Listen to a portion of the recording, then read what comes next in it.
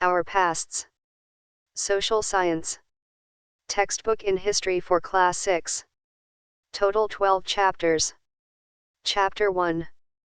What, where, how and when.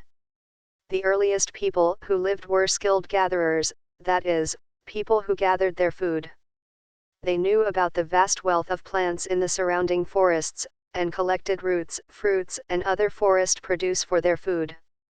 They also hunted animals. Some of the areas where women and men first began to grow crops such as wheat and barley about 8,000 years ago are located here. People also began rearing animals like sheep, goat, and cattle, and lived in villages. The Garo Hills to the northeast and the Vindhyas in central India. These were some of the other areas where agriculture developed. The places where rice was first grown are to the north of the Vindhyas. Tributaries are smaller rivers that flow into a larger river. About 4,700 years ago, some of the earliest cities flourished on the banks of these rivers. Later, about 2,500 years ago, cities developed on the banks of the Ganga and its tributaries, and along the sea coasts. The tributaries of Ganga known as the Sun. In ancient times the area along these rivers to the south of the Ganga was known as Magadha, now lying in the state of Bihar.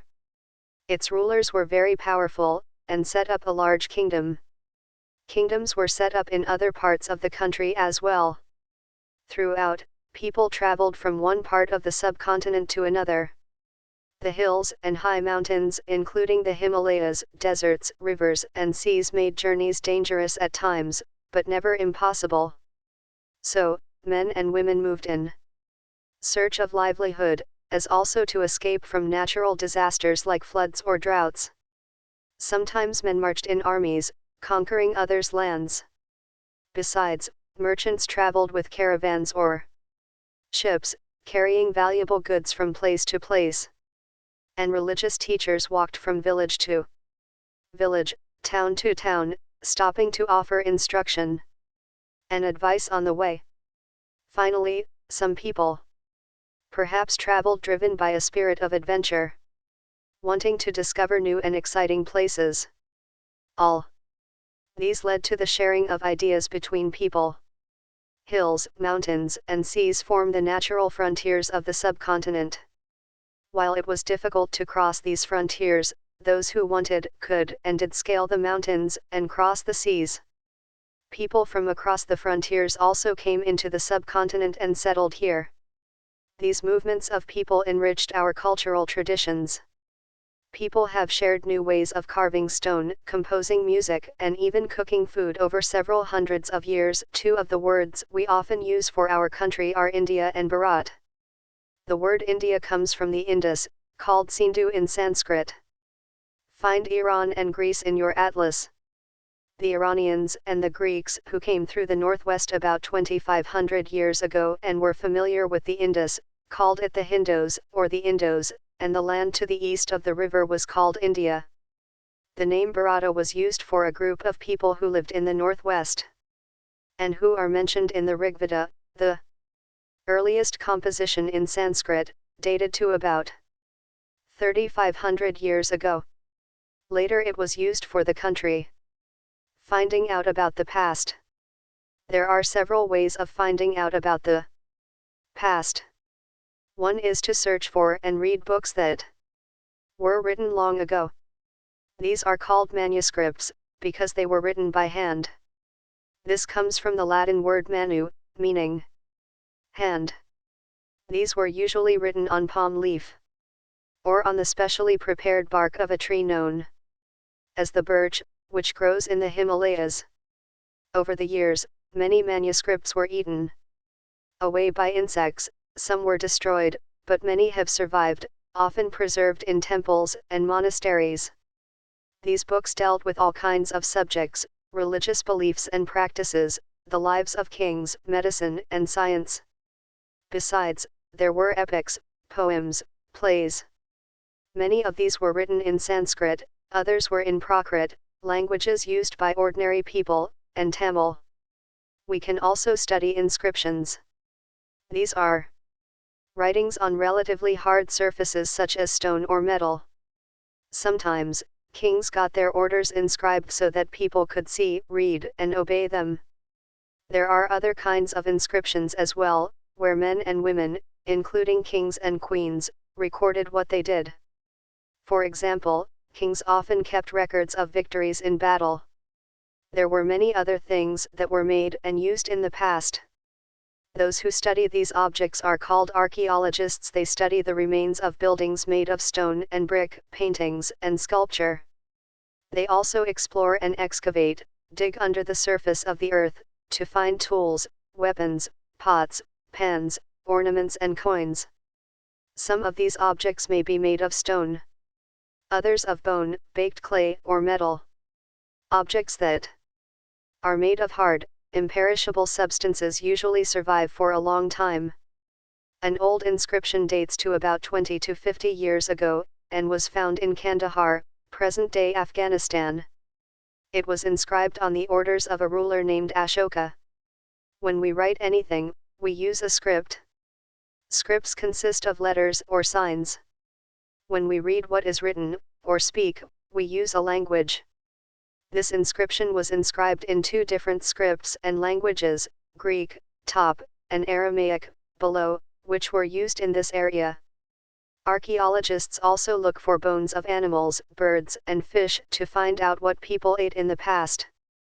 Plant remains survive far more rarely. If seeds of grain or pieces of wood have been burnt, they survive in a charred form.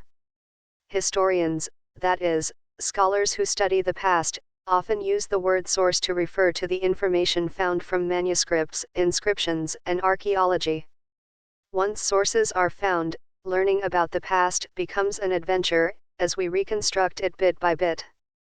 So historians and archaeologists are like detectives, who use all these sources like clues to find out about our pasts. One past or many. Did you notice the title of this book, Our Pasts? Spelling PASTS.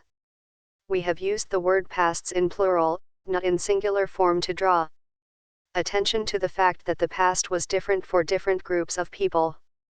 For example, the lives of herders or farmers were different from those of kings and queens, the lives of merchants were different from those of craftspersons, and so on.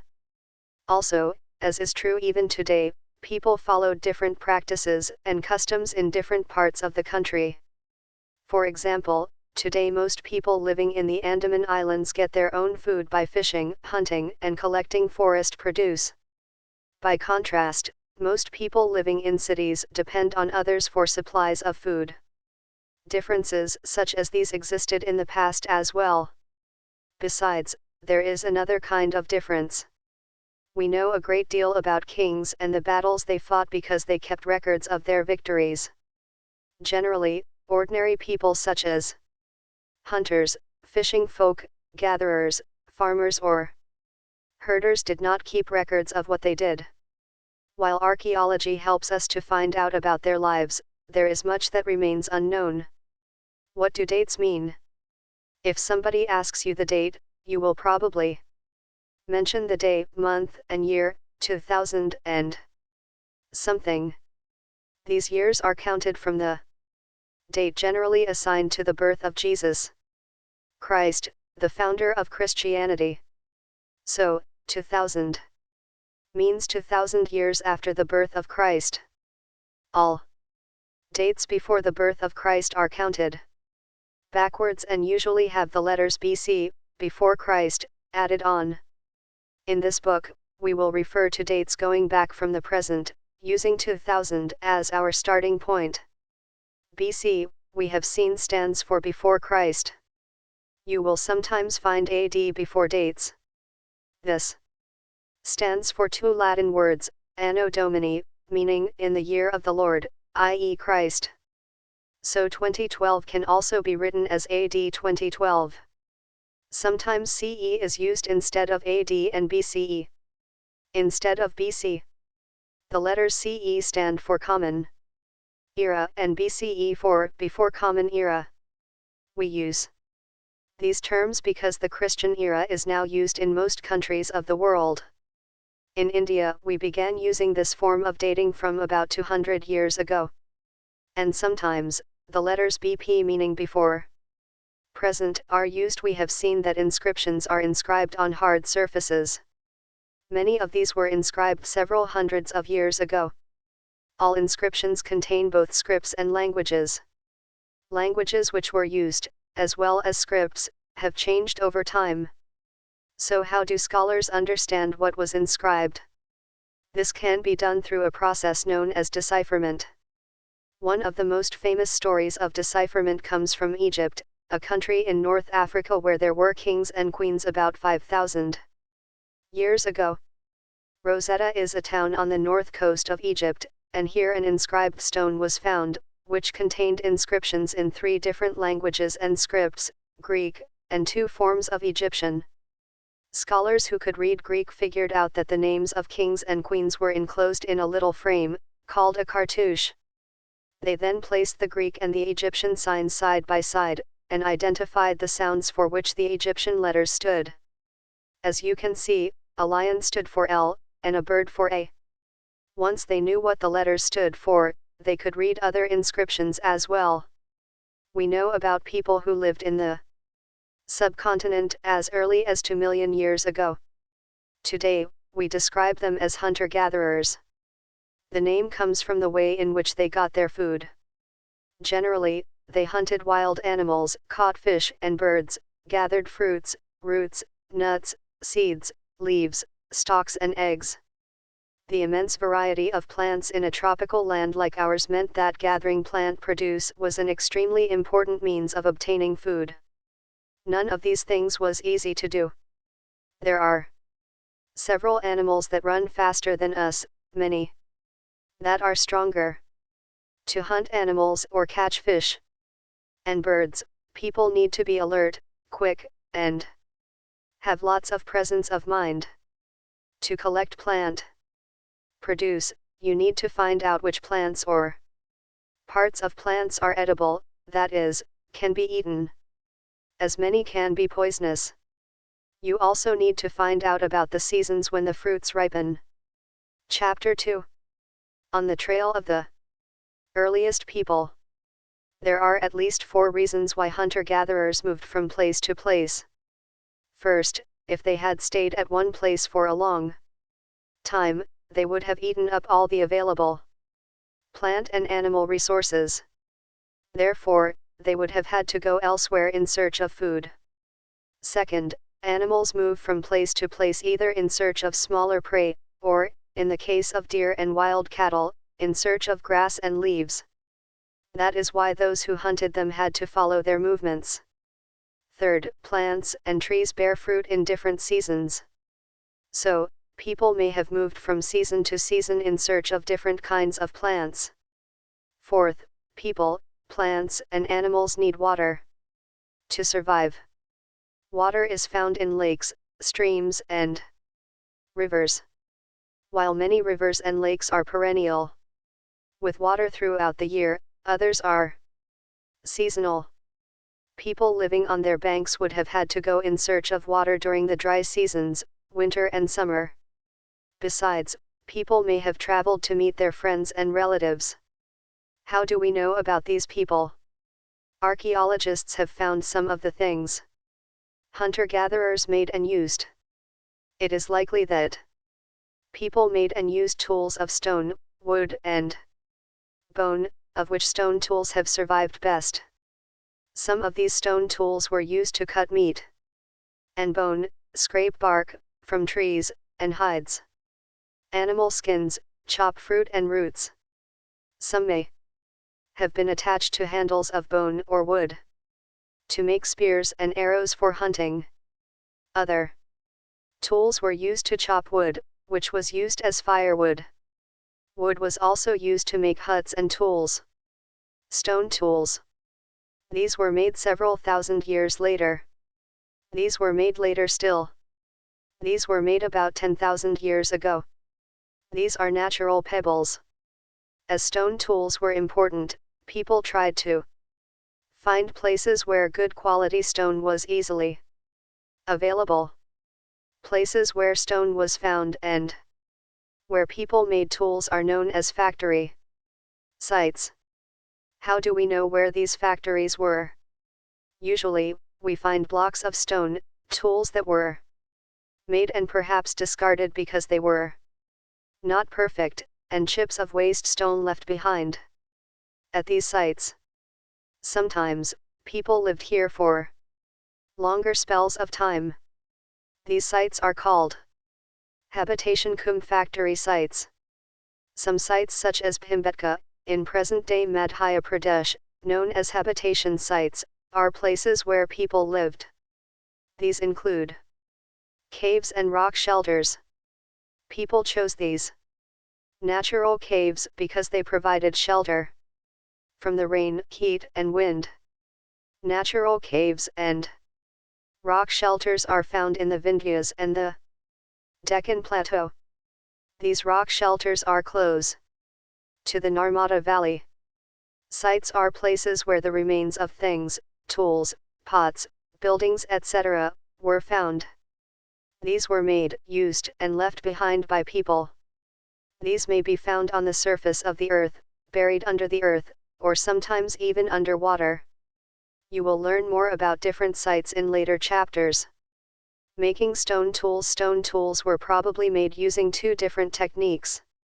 The first is called stone on stone. Here, the pebble from which the tool was to be made, also called the core, was held in one hand. Another stone, which was used as a hammer, was held in the other hand. The second stone was used to strike off flakes from the first, till the required shape was obtained. To pressure flaking, here the core was placed on a firm surface. The hammer stone was used on a piece of bone or stone that was placed on the core, to remove flakes that could be shaped into tools. A changing environment. Around 12,000 years ago, there were major changes in the climate of the world, with a shift to relatively warm conditions. In many areas, this led to the development of grasslands. This in turn led to an increase in the number of deer, antelope, goat, sheep, and cattle, i.e. animals that survived on grass. Those who hunted these animals now followed them, learning about their food habits and their breeding seasons. It is likely that this helped people to start thinking about herding and rearing these animals themselves. Fishing also became important. This was also a time when several grain-bearing grasses, including wheat, barley, and rice, grew naturally in different parts of the subcontinent. Men, women, and children probably collected these grains as food, and learned where they grew, and when they ripened. This may have led them to think about growing plants on their own. Names and dates. Archaeologists have given lengthy names for the time that we are studying. They call the earliest period the Paleolithic. This comes from two Greek words, paleo, meaning old, and lithos, meaning stone. The name points to the importance of finds of stone tools. The Paleolithic period extends from 2 million years ago to about 12,000 years ago. This long stretch of time is divided into the Lower, Middle, and Upper Paleolithic. This long span of time covers 99% of human history. The period when we find environmental changes, beginning about 12,000 years ago till about 10,000 years ago, is called the Mesolithic, Middle Stone. Stone tools found during this period are generally tiny, and are called microliths. Microliths were probably stuck onto handles of bone or wood to make tools such as saws and sickles. At the same time, older varieties of tools continued to be in use. Do you think about any difference in the tools belonging to these periods? The next stage, from about 10,000 years ago, is known as the Neolithic Age. Rock paintings and what they tell us. Many of the caves in which these early people lived have paintings on the walls. Some of the best examples are from Madhya Pradesh and southern Uttar Pradesh. These paintings show wild animals, drawn with great accuracy and skill, Who did what? We have seen that the earliest people hunted, gathered plant produce, made stone tools, and painted on cave walls. Is there any way of finding out whether women hunted, or men made stone tools, whether women painted or men gathered fruits and nuts? At present, we do not really know. However, there are at least two possibilities. It is likely that both men and women may have done many of these things together. It is also possible that some tasks were done only by women and others only by men. And again, there could have been different practices in different parts of the subcontinent. Ostriches in India. Ostriches were found in India during the Paleolithic period. Large quantities of ostrich eggshells were found at Patni in Maharashtra. Designs were engraved on some pieces, while beads were also made out of them. In some of the other, smaller sites, there is evidence to suggest that tools were made. Some of the sites were close to springs. Most tools were made from limestone, which was locally available. Chapter 3. From gathering to growing food. Women, men, and children could also attract and then tame animals by leaving food for them near their shelters. The first animal to be tamed was the wild ancestor of the dog. Later, people encouraged animals that were relatively gentle to come near the camps where they lived. These animals such as sheep, goat, cattle, and also the pig lived in herds, and most of them ate grass.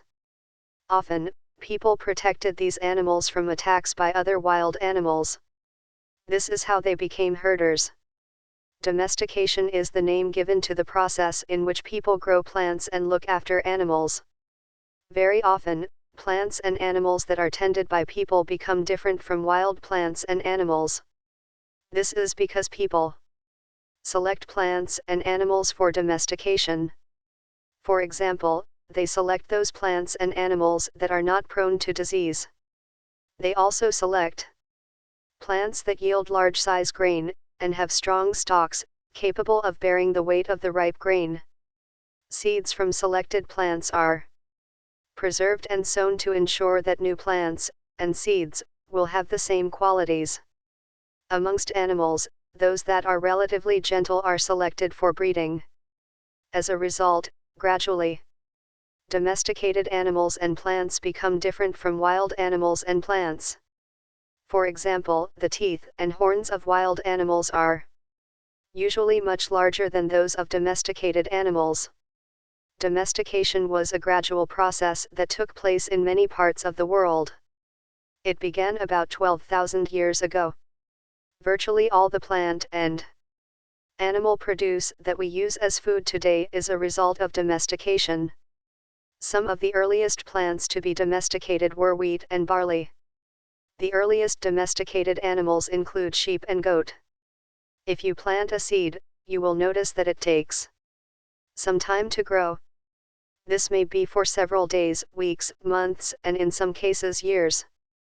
When people began growing plants, it meant that they had to stay in the same place for a long time, looking after the plants, watering, weeding, driving away animals and birds till the grain ripened. And then, the grain had to be used carefully. As grain had to be stored for both food and seed, people had to think of ways of storing it. In many areas, they began making large clay pots, or wove baskets, or dug pits into the ground. Do you think hunter-gatherers would have made and used pots? Storing animals. Animals multiply naturally. Besides, if they are looked after carefully, they provide milk, which is an important source of food, and meat, whenever required. In other words, animals that are reared can be used as a store of food. Grain and bone sites. Wheat, barley, sheep, goat in Mahargarh, lies in present-day Pakistan, cattle rice, fragmentary in Koldawa, lies in present-day Uttar Pradesh.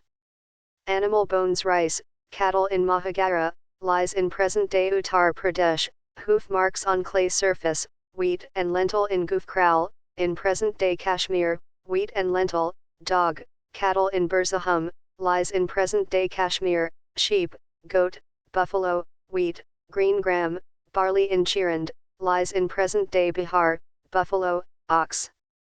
Millet, cattle, sheep, goat, pig in Halur, lies in present-day Andhra Pradesh, black gram, millet, cattle in Pampali, lies in present-day Andhra.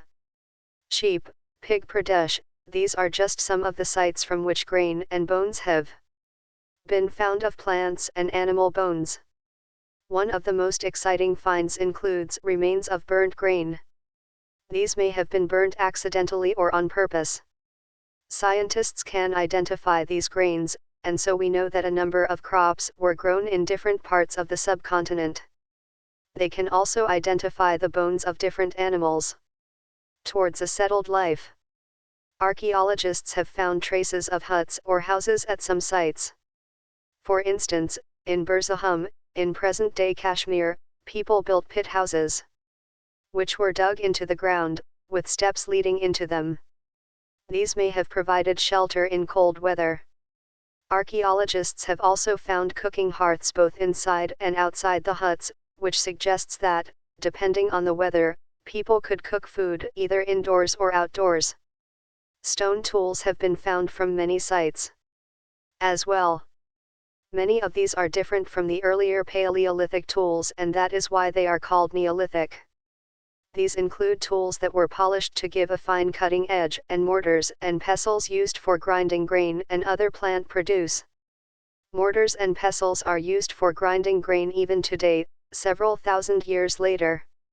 At the same time, tools of the Paleolithic types continued to be made and used, and remember, some tools were also made of bone.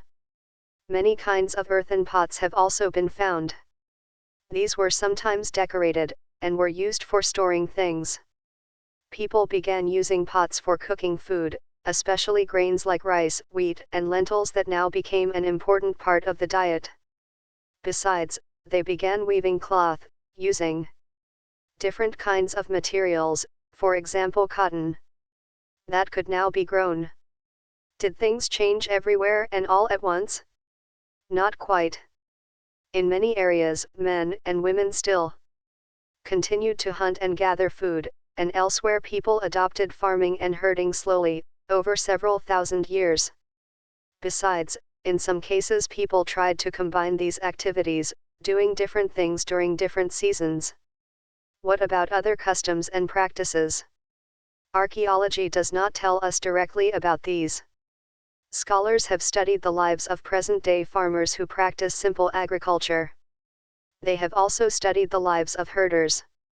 Many of these farmers and herders live in groups called tribes. Scholars find that they follow certain customs and practices that may have existed earlier as well. What do you think could have been stored in this jar? Tribes. Usually 2 to 3 generations live together in small settlements or villages. Most families are related to one another, and groups of such families form a tribe. Members of a tribe follow occupations such as hunting, gathering, farming, herding and fishing. Usually, women do most of the agricultural work, including preparing the ground, sowing seeds, looking after the growing plants and harvesting grain. Children often look after plants, driving away animals and birds that might eat them. Women also thresh, husk, and grind grain. Men usually lead large herds of animals in search of pasture. Children often look after small flocks. The cleaning of animals and milking is done by both men and women. Both women and men make pots, baskets, tools and huts.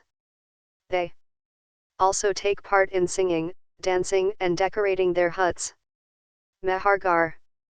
This site is located in a fertile plain, near the Bolan Pass, which is one of the most important routes into Iran.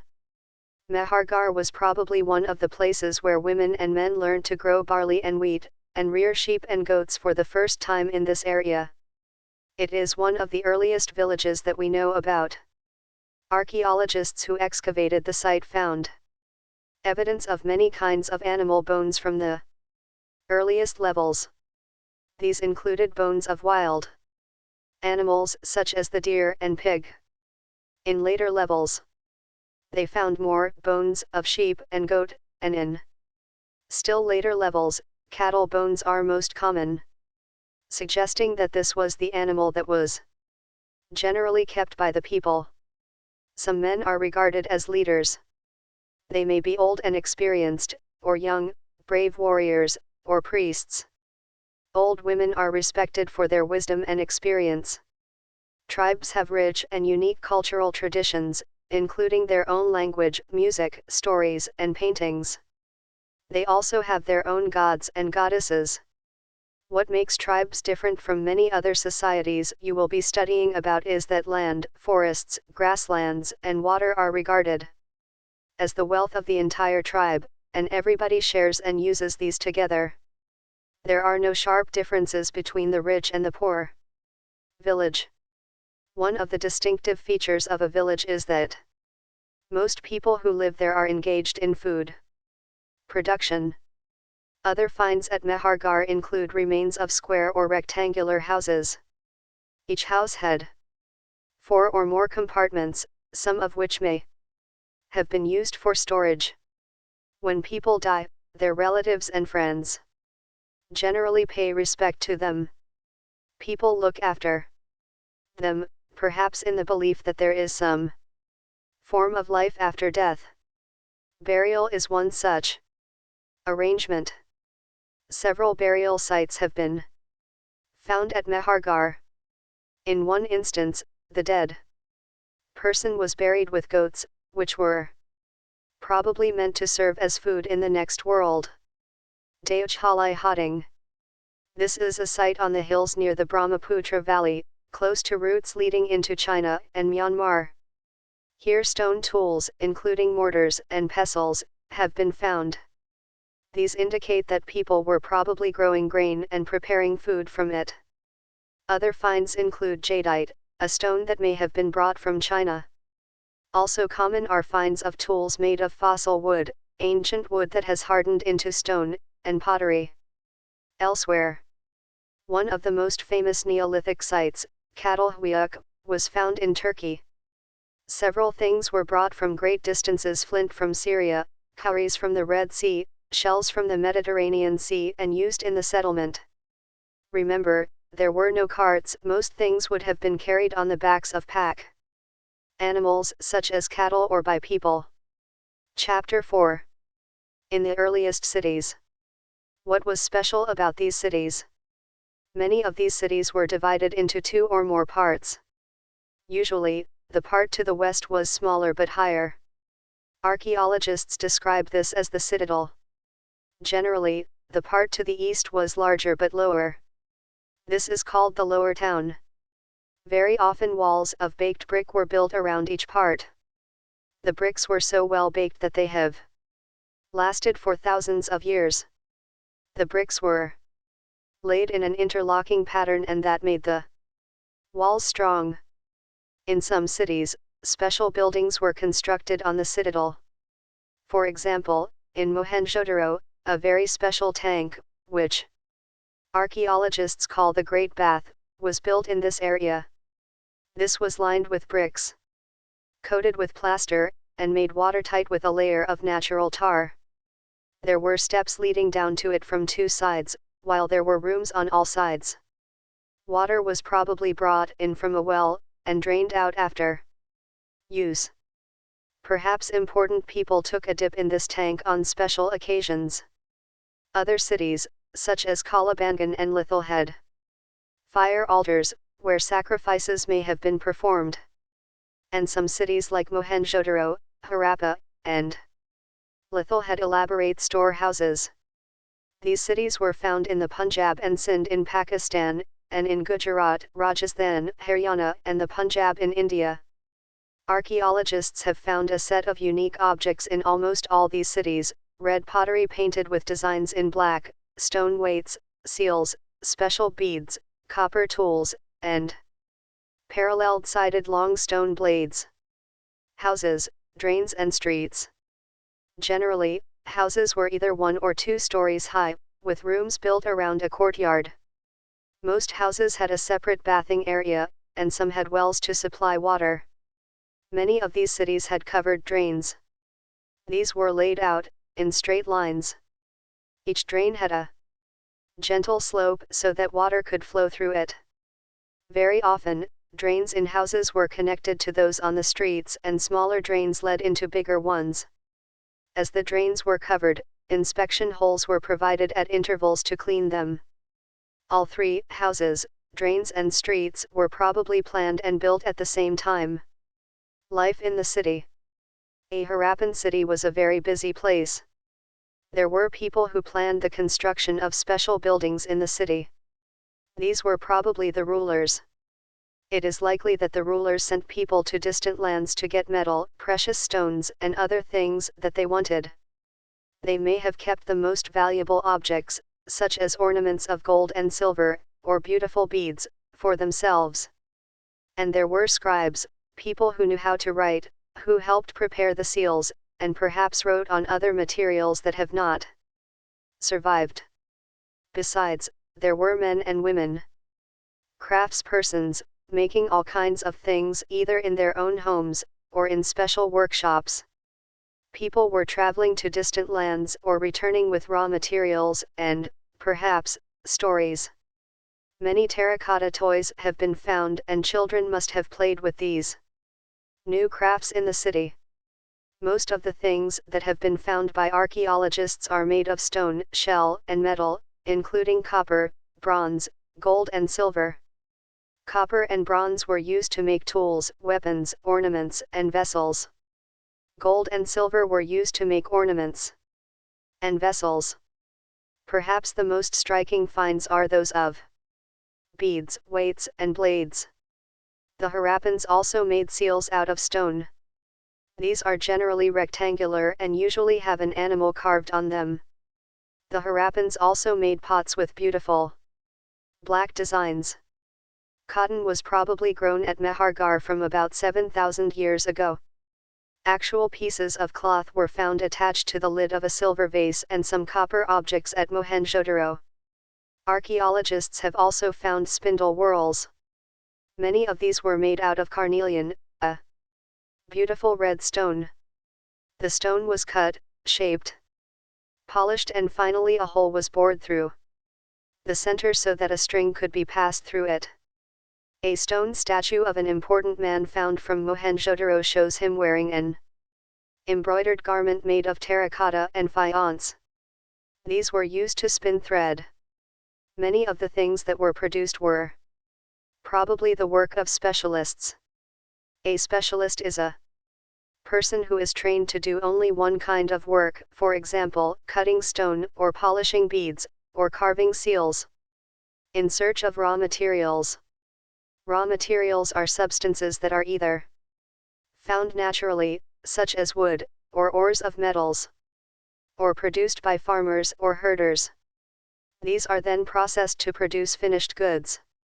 For example, cotton, produced by farmers, is a raw material that may be processed to make cloth. While some of the raw materials that the Harappans used were available locally, many items such as copper, tin, gold, silver and precious stones had to be brought from distant places. The Harappans probably got copper from present-day Rajasthan, and even from Oman. In the earliest cities. Faience.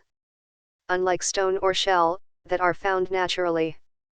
Faience is a material that is artificially produced. A gum was used to shape sand or powdered quartz into an object. The objects were then glazed, resulting in a shiny, glassy surface. The colors of the glaze were usually blue or sea green. Faience was used to make beads, bangles, earrings, and tiny vessels. Tin, which was mixed with copper to produce bronze, may have been brought from present-day Afghanistan and Iran. Gold could have come all the way from present-day Karnataka, and precious stones from present-day Gujarat, Iran, and Afghanistan. Food for people in the cities. While many people lived in the cities, others living in the countryside grew crops and reared animals. These farmers and herders supplied food to craftspersons, scribes, and rulers in the cities. We know from remains of plants that the Harappans grew wheat, barley, pulses, peas, rice, sesame, linseed and mustard. A new tool, the plow, was used to dig the earth for turning the soil and planting seeds. While real plows, which were probably made of wood, have not survived, toy models have been found. As this region does not receive heavy rainfall, some form of irrigation may have been used. This means that water was stored and supplied to the fields when the plants were growing. The Harappans reared cattle, sheep, goat, and buffalo. Water and pastures were available around settlements. However, in the dry summer months large herds of animals were probably taken to greater distances in search of grass and water. Today, in many farming communities, only men use the plow. We do not know whether the Harappans followed such customs or not. Harappan towns in Gujarat. The city of Dholavira was located on Khadur Bait, also spelled as Bet, in the Rann of Kutch, where there was fresh water and fertile soil. Unlike some of the other Harappan cities, which were divided into two parts, Dholavira was divided into three parts, and each part was surrounded with massive stone walls, with entrances through gateways. There was also a large open area in the settlement, where public ceremonies could be held. Other finds include large letters of the Harappan script that were carved out of white stone and perhaps inlaid in wood. This is a unique find as generally Harappan writing has been found on small objects such as seals. The city of Lithal stood beside a tributary of the Sabarmati, in Gujarat, close to the Gulf of Kambat. It was situated near areas where raw materials such as semi-precious stones were easily available. This was an important center for making objects out of stone, shell, and metal. There was also a storehouse in the city. Many seals and sealings, the impression of seals on clay, were found in this storehouse. A dockyard at Lithal. This huge tank may have been a dockyard where boats and ships came in from the sea and through the river channel. Goods were probably loaded and unloaded here. A building that was found here was probably a workshop for making beads. Pieces of stone have made beads, tools for bead making, and finished beads have all been found here. Seals and sealings.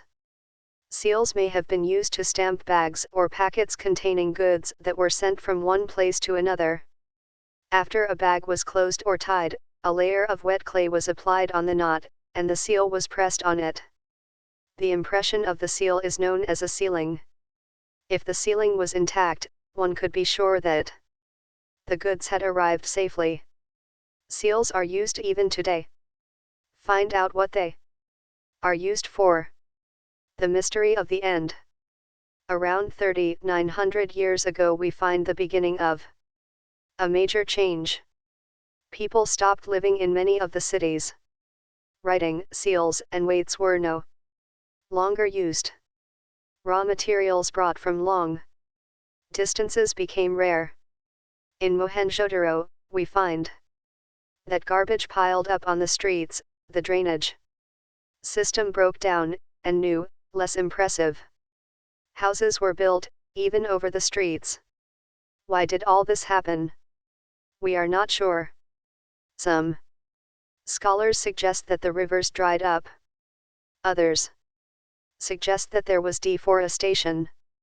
This could have happened because fuel was required for baking bricks, and for smelting copper ores.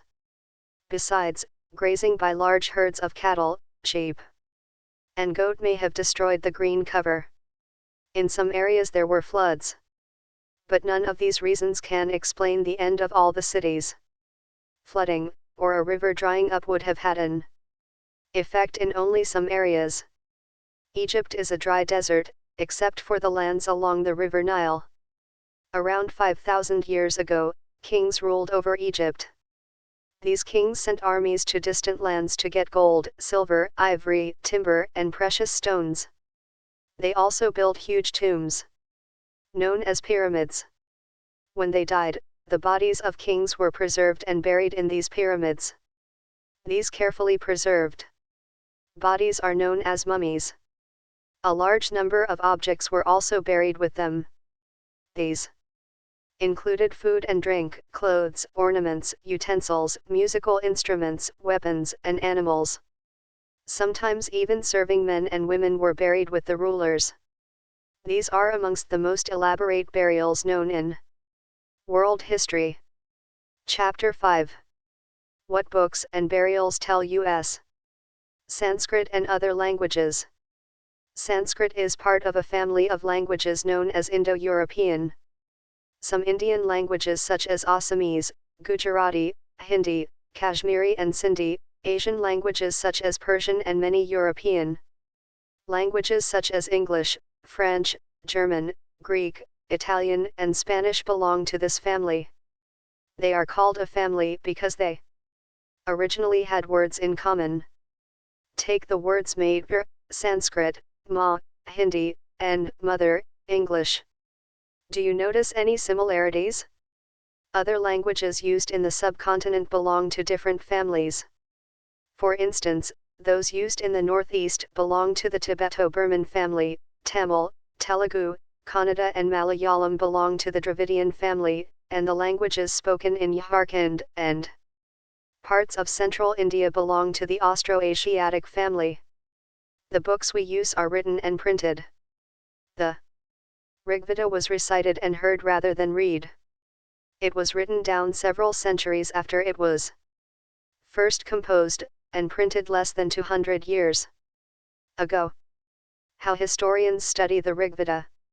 Historians, like archaeologists, find out about the past, but, in addition to material remains, they examine written sources as well. Let us see how they study the Rigveda. Some of the hymns in the Rigveda are in the form of dialogues. This is part of one such hymn. A dialogue between a sage named Vishvamitra and two rivers, Beas and Sutlej, that were worshipped as goddesses. Manuscript of the Rigveda, on birch bark, was found in Kashmir.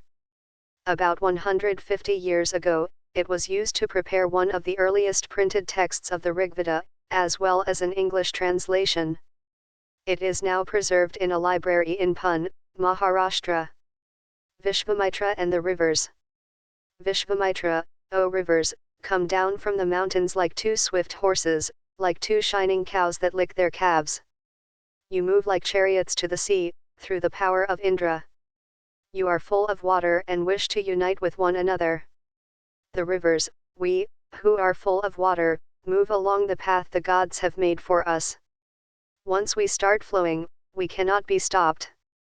Why do you pray to us, O sage? Vishvamitra, O sisters, please listen to me, the singer who has come from a distance with his chariots and carts. Let your waters not rise above our axles, so that we can cross safely. The rivers, we will listen to your prayers so that you can cross safely. Historians point out that this hymn was composed in the area where these rivers flow. They also suggest that the sage lived in a society where horses and cows were valued animals. That is why the rivers are compared to horses and cows. Other rivers, especially the Indus and its other tributaries, and the Sarasvati, are also named in the hymns. The Ganga and Yamuna are named only once. Cattle, horses, and chariots. There are many prayers in the Rigveda for cattle, children, especially sons, and horses. Horses were yoked to chariots that were used in battles, which were fought to capture cattle. Battles were also fought for land, which was important for pasture, and for growing hardy crops that ripened quickly, such as barley. Some battles were fought for water, and to capture people. Some of the wealth that was obtained was kept by the leaders, some was given to the priests and the rest was distributed amongst the people. Some wealth was used for the performance of yajnas or sacrifices in which offerings were made into the fire. These were meant for gods and goddesses. Offerings could include ghee, grain, and in some cases, animals. Most men took part in these wars. There was no regular army, but there were assemblies where people met and discussed matters of war and peace. They also chose leaders, who were often brave and skillful warriors. Words to describe people. There are several ways of describing people in terms of the work they do, the language they speak, the place they belong to, their family, their communities and cultural practices. Let us see some of the words used to describe people found in the Rigveda. There are two groups who are described in terms of their work: the priests, sometimes called Brahmins, who performed various rituals, and the Rajas. These Rajas were not like the ones you will be learning about later. They did not have capital, cities, palaces, or armies, nor did they collect taxes. Generally, sons did not automatically succeed fathers as Rajas. Two words were used to describe the people or the community as a whole. One was the word Jana, which we still use in Hindi and other languages. The other was Vish. The word Vaishya comes from Vish. Several Vish or Jana are mentioned by name. So we find reference to the Puru Jana or Vish, the Bharata Jana or Vish, the Yudha Jana or Vish, and so on. Sometimes, the people who composed the hymns described themselves as Aryas and called their opponents Dasas or Dasyas. These were people who did not perform sacrifices, and probably spoke different languages. Later, the term Dasa, and the feminine Dasi, came to mean slave. Slaves were women and men who were often captured in war. They were treated as the property of their owners, who could make them do whatever work they wanted. While the Rigveda was being composed in the northwest of the subcontinent, there were other developments elsewhere. Let us look at some of these. Silent sentinels, the story of the megaliths. Stone boulders are known as megaliths. Literally big stones. These were carefully arranged by people, and were used to mark burial sites. The practice of erecting megaliths began about 3,000 years ago, and was prevalent throughout the Deccan, South India, in the northeast and Kashmir. While some megaliths can be seen on the surface, other megalithic burials are often underground. Sometimes, archaeologists find a circle of stone boulders or a single large stone standing on the ground. These are the only indications that there are burials beneath. All these burials have some common features. Generally, the dead were buried with distinctive pots, which are called black and red ware. Also found are tools and weapons of iron and sometimes skeletons of horses, horse equipment, and ornaments of stone and gold. Was iron used in the Harappan cities? Finding out about social differences. Archaeologists think that objects found with a skeleton probably belong to the dead person. Sometimes, more objects are found in one grave. Then in another one skeleton was buried with 33 gold beads, 2 stone beads, 4 copper bangles, and 1 conch shell. Other skeletons have only a few pots. These finds suggest that there was some difference in status amongst the people who were buried. Some were rich, others poor, some chiefs, others followers. Sometimes, megaliths contain more than one skeleton. These indicate that people, perhaps belonging to the same family, were buried in the same place though not at the same time. The bodies of those who died later were brought into the grave through the portholes. Stone circles or boulders placed on the surface probably served as signposts to find the burial site, so that people could return to the same place whenever they wanted to. A special burial at Inamgaon. It is a site on the river Govt, a tributary of the Bhima. It was occupied between 3,600 and 2,700 years ago. Here, adults were generally buried in the ground, laid out straight, with the head towards the north. Sometimes burials were within the houses. Vessels that probably contained food and water were placed with the dead. What skeletal studies tell us? It is easy to make out the skeleton of a child from its small size. However, there are no major differences in the bones of a girl and a boy. Can we make out whether a skeleton was that of a man or a woman? Sometimes, people decide on the basis of what is found with the skeleton. For instance, if a skeleton is found with jewelry, it is sometimes thought to be that of a woman. However, there are problems with this. Often, men also wore ornaments. A better way of figuring out the sex of a skeleton is to look at the bone structure. The hip or the pelvic area of women is generally larger to enable childbearing. These distinctions are based on modern skeletal studies.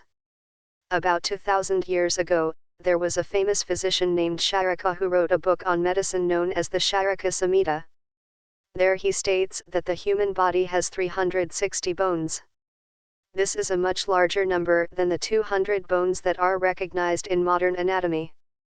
Charaka arrived at this figure by counting the teeth, joints, and cartilage.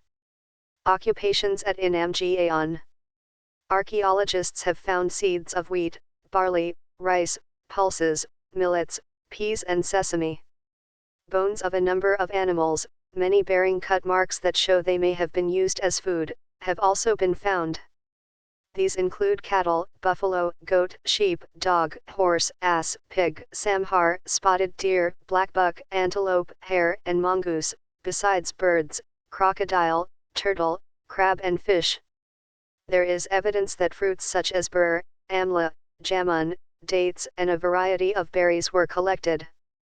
Around 3,500 years ago, we find some of the first evidence of writing in China. These writings were on animal bones. These are called oracle bones, because they were used to predict the future. Kings got scribes to write questions on the bones. The bones were then put into the fire, and they cracked because of the heat. Then fortune tellers studied these cracks, and tried to predict the future. As you may expect, they sometimes made mistakes. These kings lived in palaces in cities. They amassed vast quantities of wealth, including large, elaborately decorated bronze vessels. However, they did not know the use of iron. Chapter 6. Kingdoms, Kings, and an Early Republic. Varnas. We have many books that were composed in North India, especially in the areas drained by the Ganga and the Yamuna, during this period. These books are often called later Vedic, because they were composed after the Rigveda. These include the Samaveda, Yajurveda, and Atharvaveda, as well as other books. These were composed by priests, and described how rituals were to be performed. They also contained rules about society. There were several different groups in society at this time: priests and warriors, farmers, herders, traders, craftspersons, laborers, fishing folk, and forest people. Some priests and warriors were rich, as were some farmers and traders. Others, including many herders, craftspersons, laborers, fishing folk, and hunters and gatherers, were poor. The priests divided people into 4 groups, called Varnas. According to them, each Varna had a different set of functions. The first Varna was that of the Brahmin. Brahmins were expected to study and teach the Vedas, perform sacrifices, and receive gifts. In the second place were the rulers, also known as Kshatriyas. They were expected to fight battles and protect people. Third were the Vish or the Vaishyas. They were expected to be farmers, herders, and traders. Both the Kshatriyas and the Vaishyas could perform sacrifices. Painted grey ware. Plates and bowls are the most common vessels made out of painted grey ware. These are extremely fine to touch, with a nice, smooth surface. Perhaps these were used on special occasions, for important people, and to serve special food. Janapadas. The Rajas who performed these big sacrifices were now recognized as being Rajas of Janapadas rather than Janas.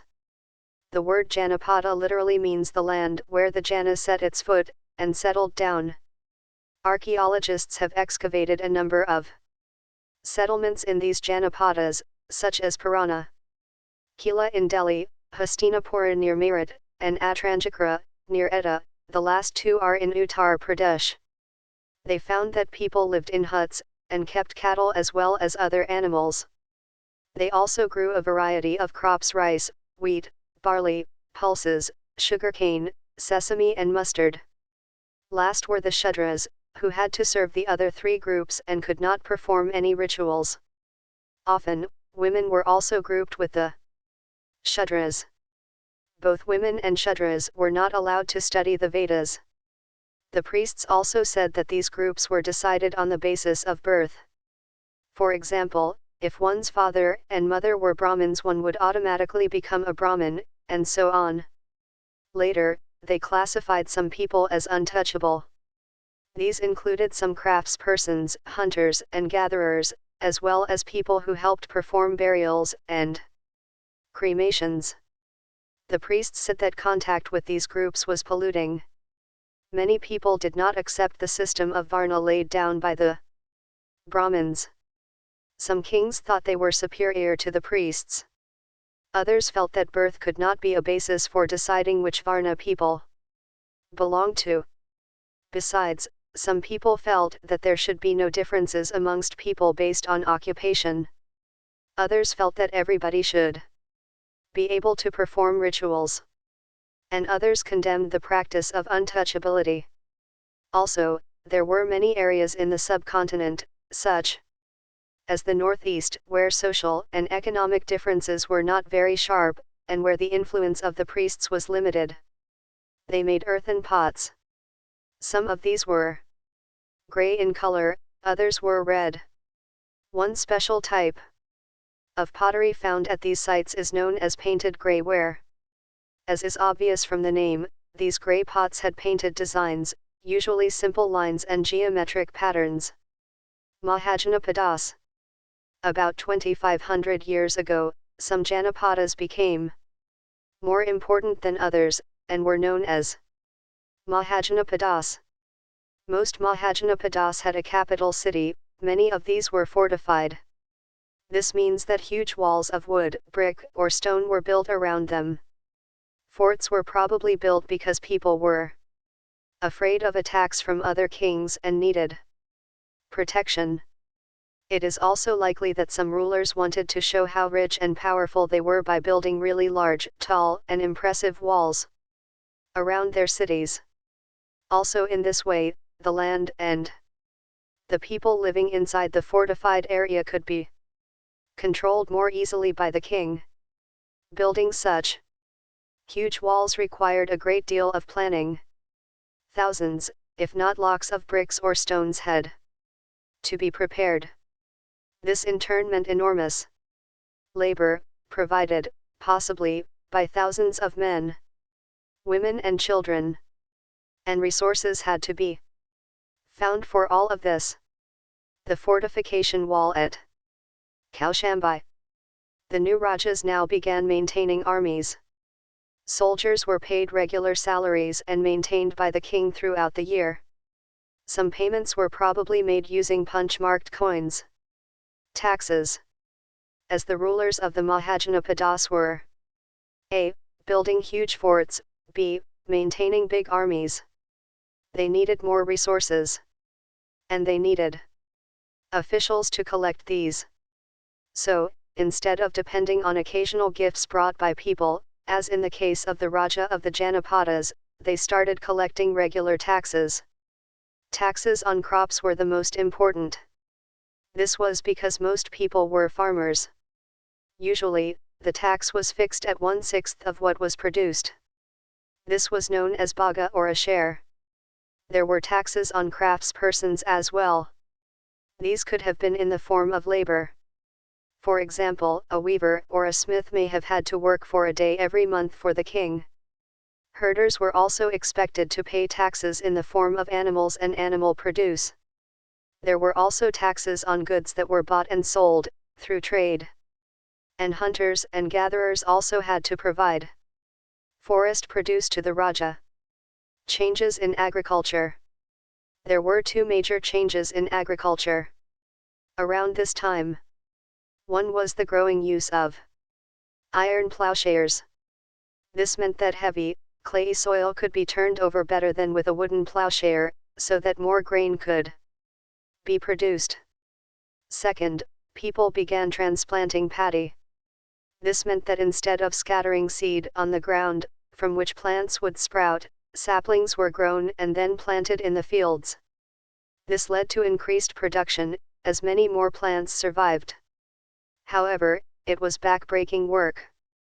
Generally, slave men and women, known as dasas and dasas, and landless agricultural laborers, known as kamekaras, had to do this work. Magadha. Magadha became the most important Mahajanapada in about 200 years.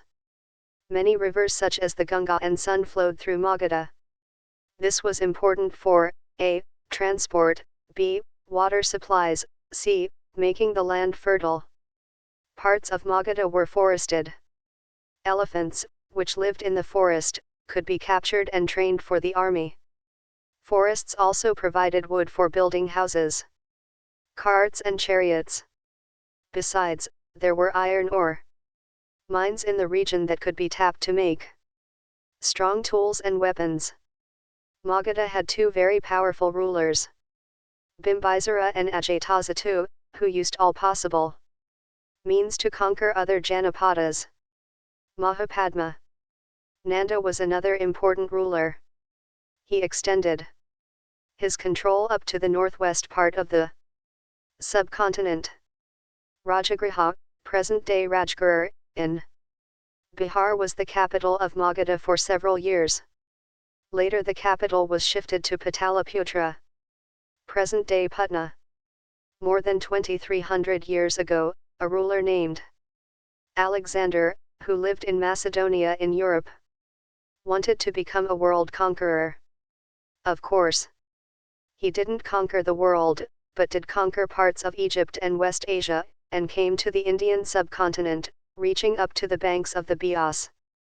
When he wanted to march further eastwards, his soldiers refused. They were scared, as they had heard that the rulers of India had vast armies of foot soldiers, chariots and elephants.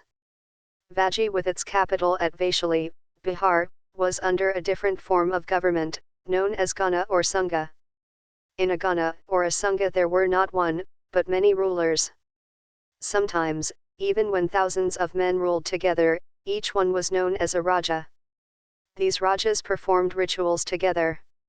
They also met in assemblies, and decided what had to be done and how, through discussion and debate. For example, if they were attacked by an enemy, they met to discuss what should be done to meet the threat. However, women, dasas and kamekaras could not participate in these assemblies. Both the Buddha and Mahavira, about whom you will read in chapter 7, belonged to Ganas or Sanghas. Some of the most vivid descriptions of life in the Sanghas can be found in Buddhist books. This is an account of the Vajis from the Dingha Nikaya, a famous Buddhist book, which contains some of the speeches of the Buddha. These were written down about 2,300 years ago. Ajatasattu and the Vajis. Ajatasattu wanted to attack the Vajis. He sent his minister named Vasakara to the Buddha to get his advice on the matter.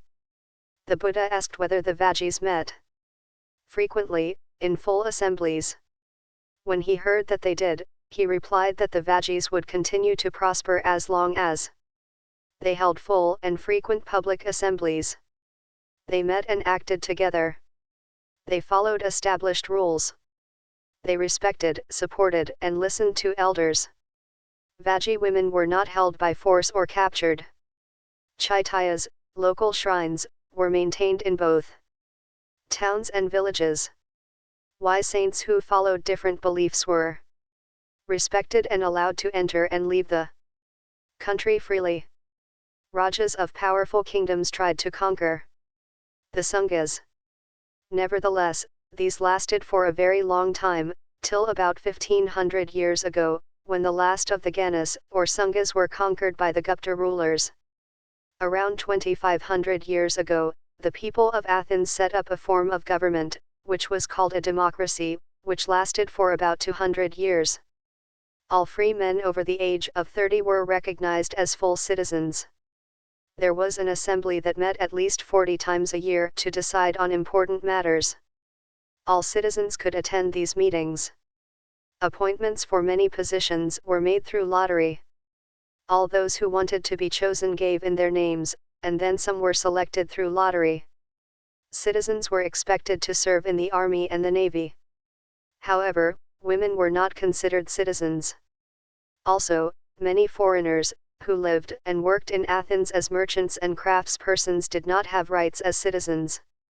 Besides, there were several thousand slaves in Athens, who worked in mines, fields, households, and workshops. They too were not treated as citizens. Chapter 7. New Questions and Ideas. The Buddha taught that life is full of suffering and unhappiness. This is caused because we have cravings and desires, which often cannot be fulfilled.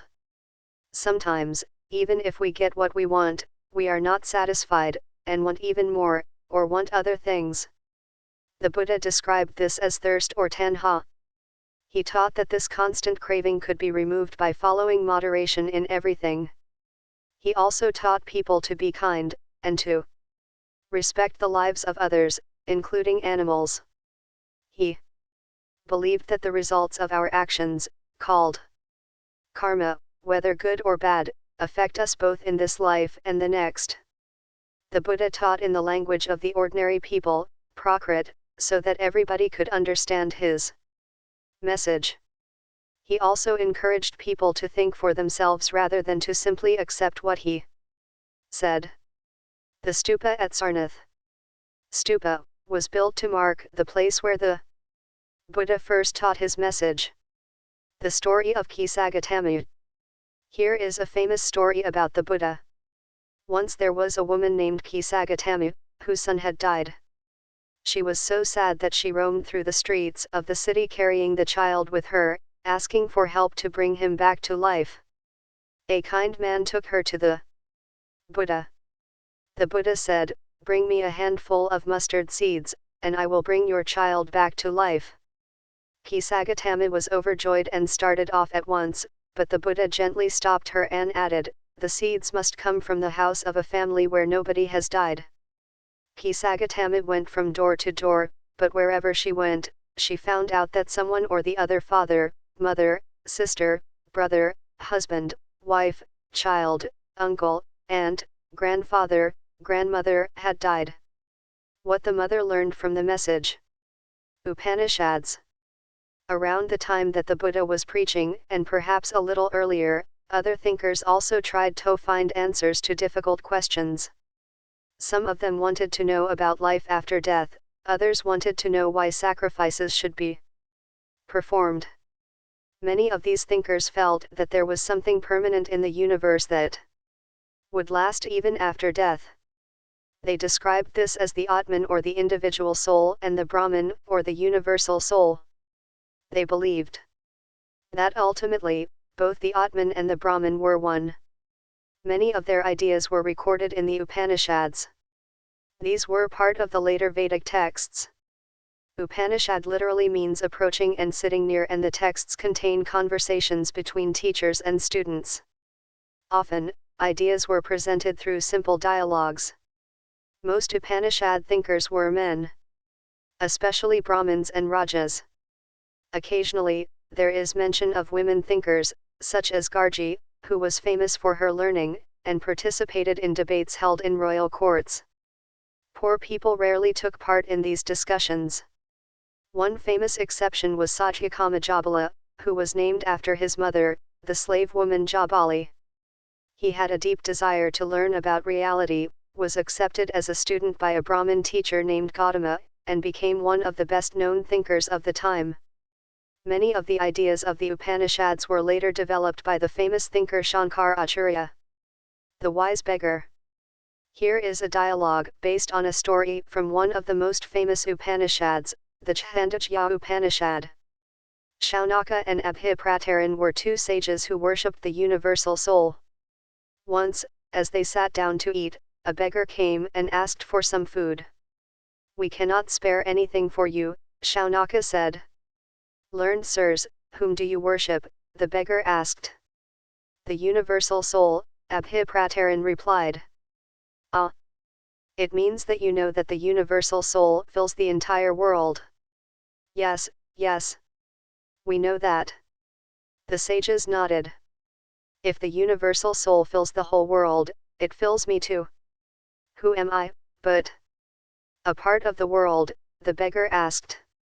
"You speak the truth, O young Brahmin. Then, O sages, by not giving me food, you are actually denying food to the universal soul." The sages realized the truth of what the beggar said, and shared their food with him. How did the beggar convince the sages to share their food with him? Panini, the grammarian. This was also the time when other scholars were at work. One of the most famous was Panini, who prepared a grammar for Sanskrit. He arranged the vowels and the consonants in a special order, and then used these to create formulae like those found in algebra. He used these to write down the rules of the language in short formulae, around 3000. Jainism. The last and 24th Tirthankara of the Jainas, Vardhamana Mahavira, also spread his message. Around this time, i.e. 2500 years ago, he was a Kshatriya prince of the Likshabas, a group that was part of the Vaji Sangha. At the age of 30, he left home and went to live in a forest. For 12 years he led a hard and lonely life, at the end of which he attained enlightenment. He taught a simple doctrine: men and women who wish to know the truth must leave their homes. They must follow very strictly the rules of ahimsa, which means not hurting or killing living beings. "All beings," said Mahavira, "long to live. To all things life is dear." Ordinary people could understand the teachings of Mahavira and his followers, because they used Prakrit. There were several forms of Prakrit, used in different parts of the country, and named after the regions in which they were used. For example, the Prakrit spoken in Magadha was known as Magadhi. Followers of Mahavira, who were known as Jainas, had to lead very simple lives, begging for food. They had to be absolutely honest, and were especially asked not to steal. Also, they had to observe celibacy. And men had to give up everything, including their clothes. It was very difficult for most men and women to follow these strict rules. Nevertheless, thousands left their homes to learn and teach this new way of life. Many more remained behind and supported those who became monks and nuns, providing them with food. Jainism was supported mainly by traders. Farmers, who had to kill insects to protect their crops, found it more difficult to follow the rules. Over hundreds of years, Jainism spread to different parts of North India, and to Gujarat, Tamil Nadu and Karnataka. The teachings of Mahavira and his followers were transmitted orally for several centuries. They were written down in the form in which they are presently available at a place called Vallabhi, in Gujarat. About 1500 years ago, the Sangha, both the Mahavira and the Buddha, felt that only those who left their homes could gain true knowledge. They arranged for them to stay together in the Sangha, an association of those who left their homes. The rules made for the Buddhist Sangha were written down in a book called the Vinaya Pitaka. From this we know that there were separate branches for men and women. All men could join the Sangha. However, children had to take the permission of their parents and slaves that of their masters. Those who worked for the king had to take his permission and debtors that of creditors. Women had to take their husband's permission. Men and women who joined the Sangha led simple lives. They meditated for most of the time, and went to cities and villages to beg for food during fixed hours. That is why they were known as bhikkhus, the Prakrit word for renouncer beggar, and bhikkhunis. They taught others, and helped one another. They also held meetings to settle any quarrels that took place within the Sangha. Those who joined the Sangha included Brahmins, Kshatriyas, merchants, laborers, barbers, courtesans, and slaves. Many of them wrote down the teachings of the Buddha. Some of them also composed beautiful poems describing their life in the Sangha. Jaina. The word Jaina comes from the term Jina, meaning conqueror. Monasteries. To begin with, both Jaina and Buddhist monks went from place to place throughout the year, teaching people. The only time they stayed in one place was during the rainy season, when it was very difficult to travel. Then, their supporters built temporary shelters for them in gardens, or they lived in natural caves in hilly areas. As time went on, many supporters of the monks and nuns, and they themselves, felt the need for more permanent shelters, and so monasteries were built. These were known as viharas. The earliest viharas were made of wood, and then of brick. Some were even in caves that were dug out in hills, especially in western India. A Buddhist text tells us, just as the waters of rivers lose their names and separateness when they flow into the mighty ocean, so are varna and ranks and family forgotten when the followers of the Buddha join the order of monks.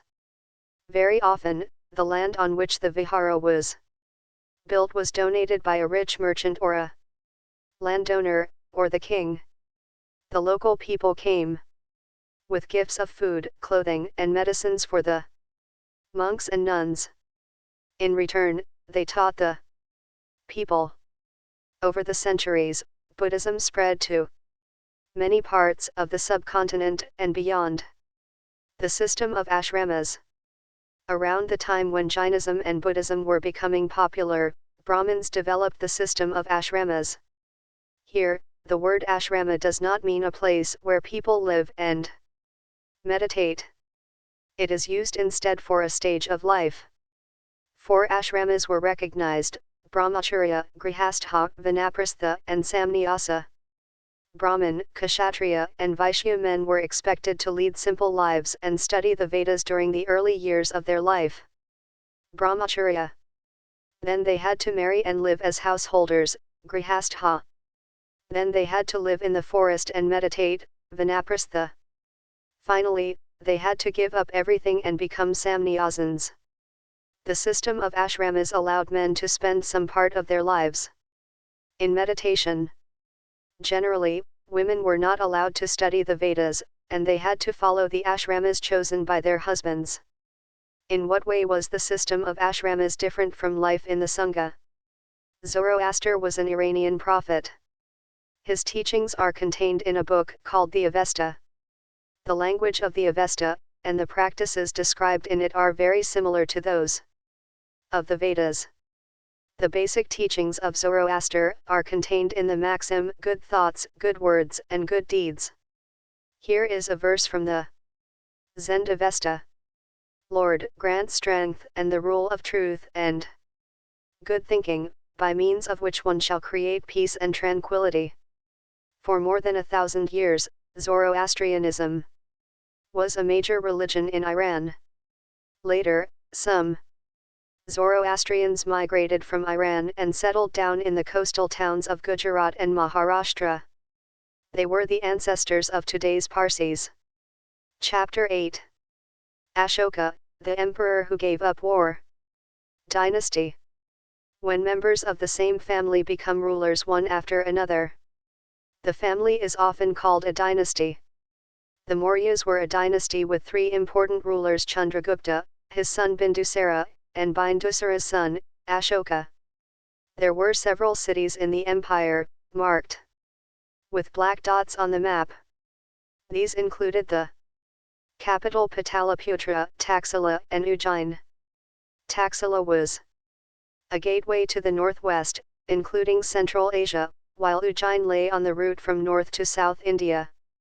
Merchants, officials, and craftspersons probably lived in these cities. In other areas there were villages of farmers and herders. In some areas such as central India, there were forests where people gathered forest produce and hunted animals for food. People in different parts of the empire spoke different languages. They probably ate different kinds of food, and wore different kinds of clothes as well. How are empires different from kingdoms? Emperors need more resources than kings, because empires are larger than kingdoms, and need to be protected by big armies. So also they need a larger number of officials who collect taxes. Ruling the empire. As the empire was so large, different parts were ruled differently.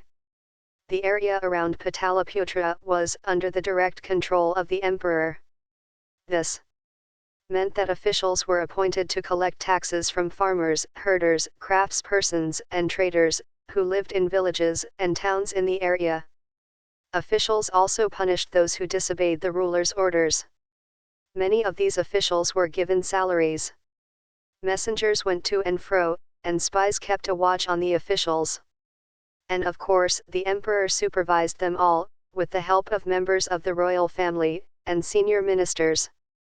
There were other areas or provinces. Each of these was ruled from a provincial capital such as Taxila or Ujjain. Although there was some amount of control from Pataliputra, and royal princes were often sent as governors, local customs and rules were probably followed. Besides, there were vast areas between these centers. Here the Mauryas tried to control roads and rivers, which were important for transport, and to collect whatever resources were available as tax and tribute. For example, the Arthashastra tells us that the northwest was important for blankets, and South India for its gold and precious stones. It is possible that these resources were collected as tribute. Tribute, unlike taxes, which were collected on a regular basis, tribute was collected as and when it was possible from people who gave a variety of things, more or less willingly. There were also the forested regions. People living in these areas were more or less independent, but may have been expected to provide elephants, timber, honey, and wax to Mauryan officials.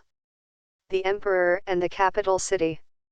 Megasthenes was an ambassador who was sent to the court of Chandragupta by the Greek ruler of West Asia named Seleucus Nicator. Megasthenes wrote an account about what he saw. Here is a part of his description. The occasions on which the emperor appears in public are celebrated with grand royal processions. He is carried in a golden palanquin. His guards ride elephants decorated with gold and silver. Some of the guards carry trees on which live birds, including a flock of trained parrots, circle about the head of the emperor. The king is normally surrounded by armed women. He is afraid that someone may try to kill him. He has special servants to taste the food before he eats. He never sleeps in the same bedroom for 2 nights. And about Pataliputra, modern Patna, he wrote, "This is a large and beautiful city. It is surrounded by a massive wall. It has 570 towers and 64 gates. The houses, of 2 and 3 stories, are built of wood and mud brick. The king's palace is also of wood, and decorated with stone carvings. It is surrounded with gardens and enclosures for keeping birds." Ashoka, a unique ruler. The most famous Mauryan ruler was Ashoka. He was the first ruler who tried to take his message to the people through inscriptions. Most of Ashoka's inscriptions were in Prakrit and were written in the Brahmi script. Ashoka's war in Kalinga. Kalinga is the ancient name of coastal Orissa. Ashoka fought a war to conquer Kalinga. However, he was so horrified when he saw the violence and bloodshed that he decided not to fight any more wars. He is the only king in the history of the world who gave up conquest after winning a war. Ashoka's inscription describing the Kalinga War. This is what Ashoka declared in one of his inscriptions. 8 years after becoming king, I conquered Kalinga. About 1.5 lakh people were captured, and more than 1 lakh of people were killed. Whenever an independent land is conquered, lakhs of people die, and many are taken prisoner. Brahmins and monks also die. People who are kind to their relatives and friends, to their slaves and servants die, or lose their loved ones. That is why I am sad, and have decided to observe Dhamma, and to teach others about it as well. I believe that winning people over through Dhamma is much better than conquering them through force. I am inscribing this message for the future, so that my son and grandson after me should not think about war. Instead, they should try to think about how to spread Dhamma. How did the Kalinga War bring about a change in Ashoka's attitude towards war? Dhamma is the Prakrit word for the Sanskrit term dharma. What was Ashoka's Dhamma? Ashoka's Dhamma did not involve worship of a god, or performance of a sacrifice. He felt that, just as a father tries to teach his children, he had a duty to instruct his subjects. He was also inspired by the teachings of the Buddha. There were a number of problems that troubled him. People in the empire followed different religions, and this sometimes led to conflict. Animals were sacrificed. Slaves and servants were ill-treated. Besides, there were quarrels in families and amongst neighbors. Ashoka felt it was his duty to solve these problems. So, he appointed officials, known as the Dhamma Mahamata, who went from place to place teaching people about Dhamma.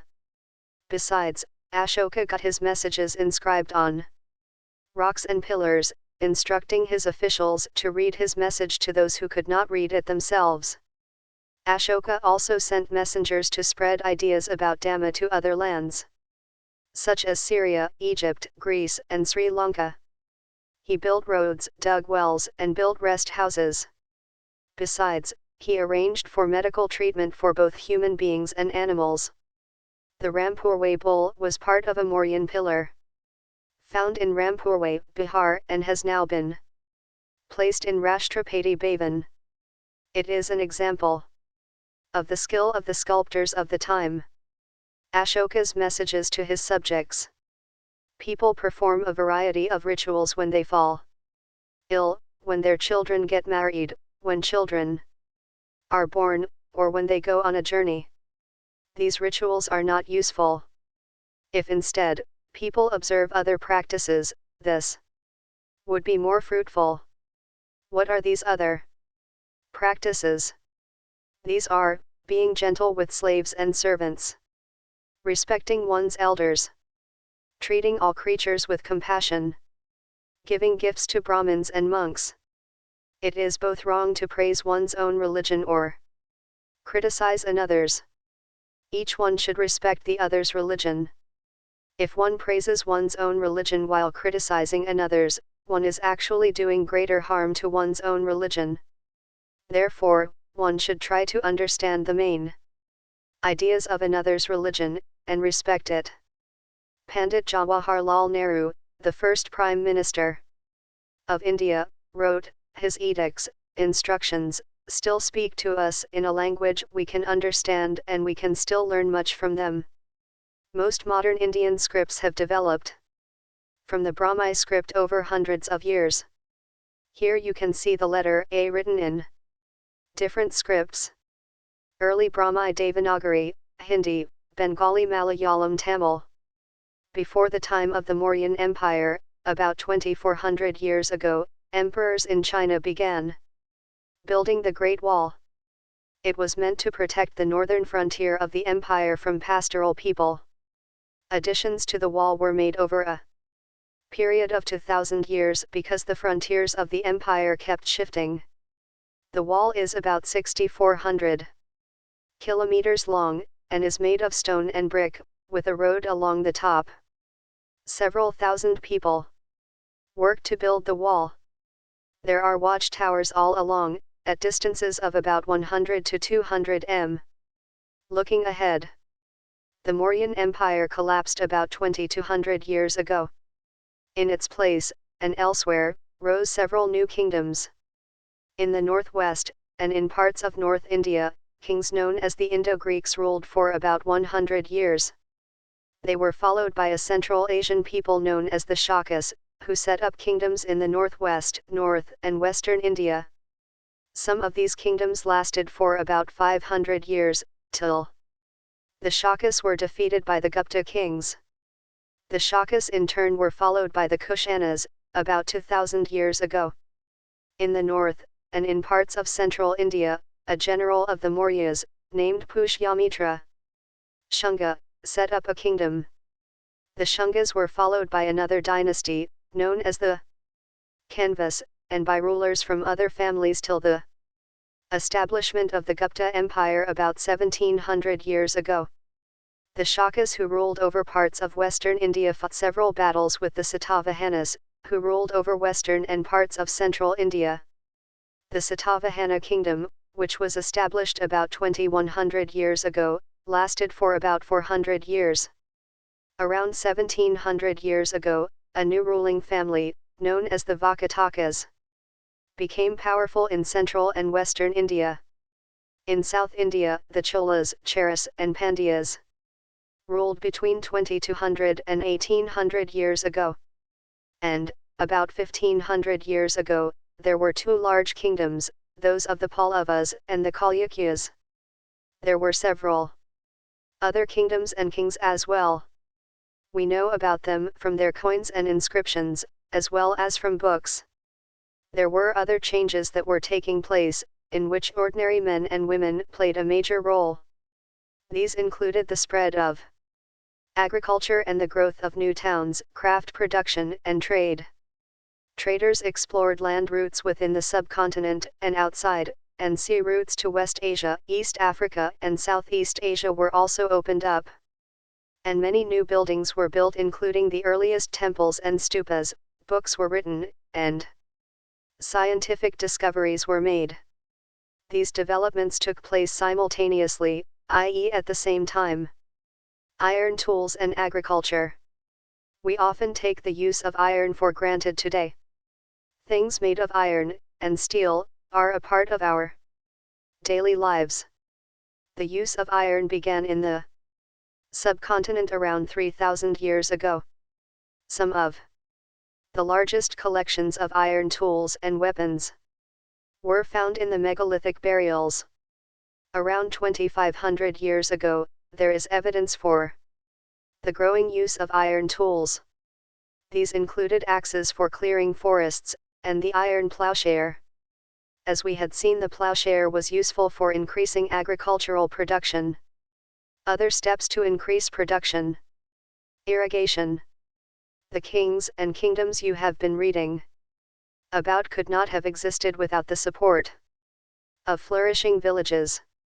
While new tools and the system of transplantation, Chapter 6, increased production, irrigation was also used.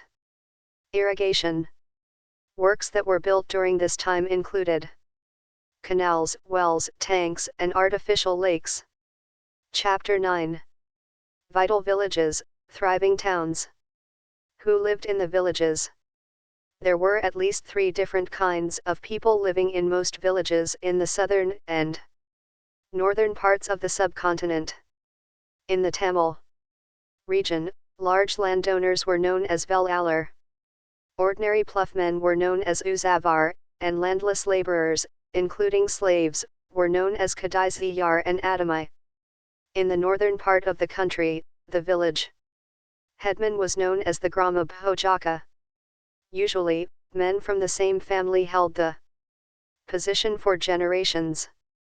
In other words, the post was hereditary. The Grama Bhojaka was often the largest landowner. Generally, he had slaves and hired workers to cultivate the land. Besides, as he was powerful, the king often used him to collect taxes from the village. He also functioned as a judge, and sometimes as a policeman. Apart from the Gramabhojaka, there were other independent farmers, known as Grihapatis, most of whom were smaller landowners. And then there were men and women such as the Dasa Karmakara, who did not own land, and had to earn a living working on the fields owned by others. In most villages there were also some crafts persons such as the blacksmith, potter, carpenter, and weaver. The earliest Tamil compositions, some of the earliest works in Tamil, known as Sangam literature, were composed around 2300 years ago.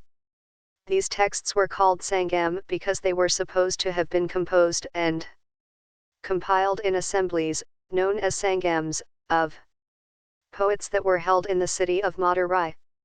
The Tamil terms mentioned above are found in Sangam literature.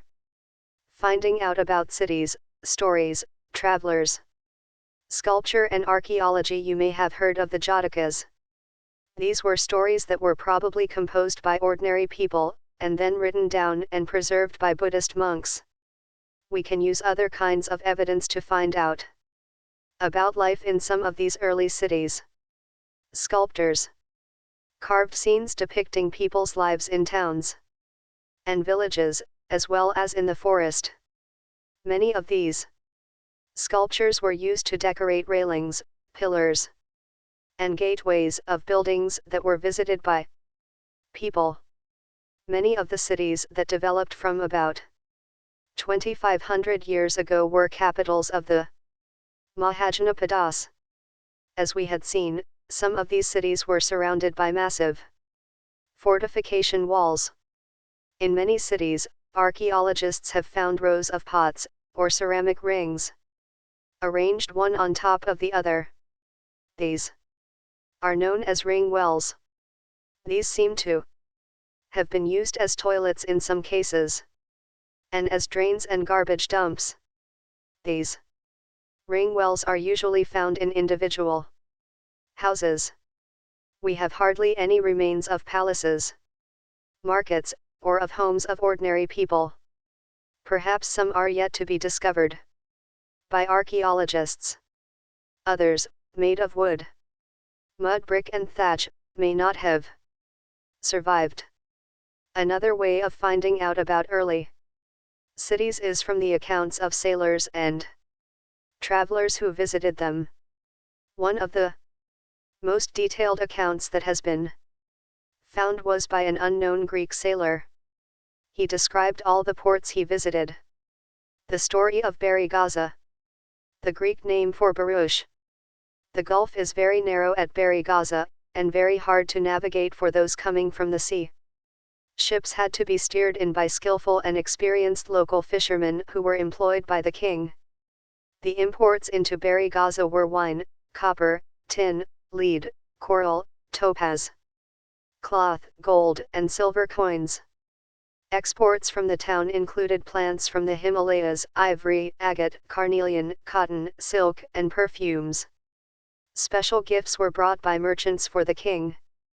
These included vessels of silver, singing boys, beautiful women, fine wines, and fine cloth. Coins. Archaeologists have found several thousands of coins belonging to this period. The earliest coins, which were in use for about 500 years, were punch-marked coins, such as the one shown below. Punch-marked coins. Punch-marked coins were generally rectangular, or sometimes square or round in shape, either cut out of metal sheets or made out of flattened metal globules, a small spherical body. The coins were not inscribed, but were stamped with symbols using dies or punches. Hence, they are called punch-marked coins. These coins are found over most parts of the subcontinent and remained in circulation till the early centuries CE. Cities with many functions. Very often, a single town was important for a variety of reasons. Let us look at the example of Mathura. Mathura has been an important settlement for more than 2500 years. It was important because it was located at the crossroads of two major routes of travel and trade, from the northwest to the east and from north to south. There were fortifications around the city, and several shrines. Farmers and herders from adjoining areas provided food for people in the city. Mathura was also a center where some extremely fine sculpture was produced. Around 2000 years ago, Mathura became the second capital of the Kushanas. Mathura was also a religious center. There were Buddhist monasteries, Jaina shrines, and it was an important center for the worship of Krishna. Several inscriptions on surfaces such as stone slabs and statues have been found in Mathura. Generally, these are short inscriptions, recording gifts made by men, and sometimes women, to monasteries and shrines. These were made by kings and queens, officers, merchants, and craftspersons who lived in the city. For instance, inscriptions from Mathura mention goldsmiths, blacksmiths, weavers, basket makers, garland makers, perfumers, crafts and craftspersons. We also have archaeological evidence for crafts. These include extremely fine pottery, known as the Northern Black Polished Ware, NBPW. It gets its name from the fact that it is generally found in the northern part of the subcontinent. Remember that the archaeological evidence for many crafts may not have survived. We know from texts that the manufacture of cloth was important. There were famous centers such as Varanasi in the north, and Madurai in the south. Both men and women worked in these centers. Many craftspersons and merchants now formed associations known as shrinas. These shrinas of craftspersons provided training, procured raw material, and distributed the finished product. Then shrinas of merchants organized the trade. Shrinas also served as banks, where rich men and women deposited money. This was invested, and part of the interest was returned or used to support religious institutions such as monasteries. Northern Black Polished Ware, NBPW. NBPW is a hard, wheel-made, metallic-looking ware with a shiny black surface. The potter used to expose the earthenware to very high temperature in his kiln, which resulted in the blackening of its outer surface. A fine black slip was also applied on this, which gave the pottery a mirror-like shine. Rules for spinning and weaving. They describe how spinning and weaving could be done in workshops under the supervision of a special official. Widows, young women who are differently abled, nuns, mothers of courtesans, retired women servants of the king, women who have retired from service in temples, may be used for processing wool, bark, cotton, hemp and flax. They should be paid according to the quality and quantity of work. Women who are not permitted to leave their homes can send maidservants to bring the raw material from the superintendent, and take the finished work back to him. Women who can visit the workshop should go at dawn to give their work and receive their wages. There should be enough light to examine the work. In case the superintendent looks at the woman or talks about anything other than the work, he should be punished. If a woman does not complete her work, she will have to pay a fine, and her thumbs can be cut off. Arakamdu.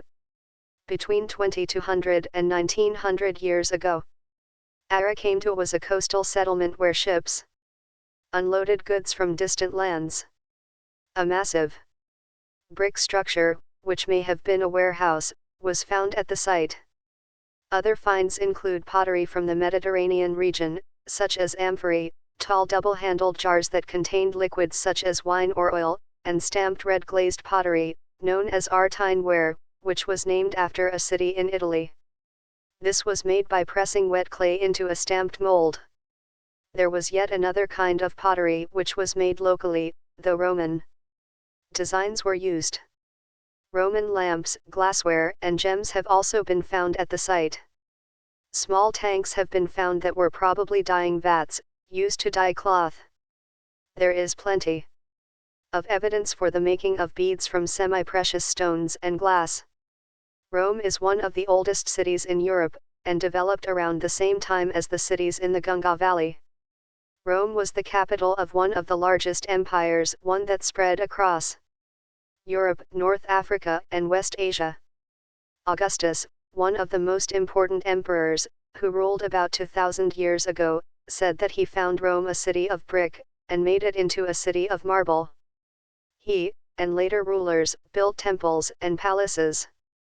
They also built huge amphitheatres, open arenas surrounded by tiers of seats where citizens could watch all kinds of shows, and public baths, with separate timings for men and women, where people met and relaxed. Huge aqueducts, channels to supply water, were built to bring water to the city for the baths, fountains, and toilets.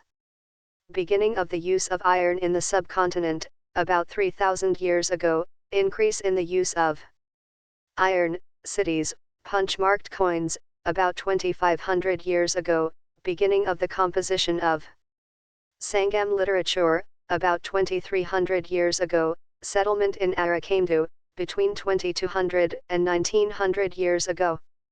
Chapter 10. Traders, Kings, and Pilgrims. A poem about trade. We can find evidence of trade in the Sangam poems. Traders explored several sea routes.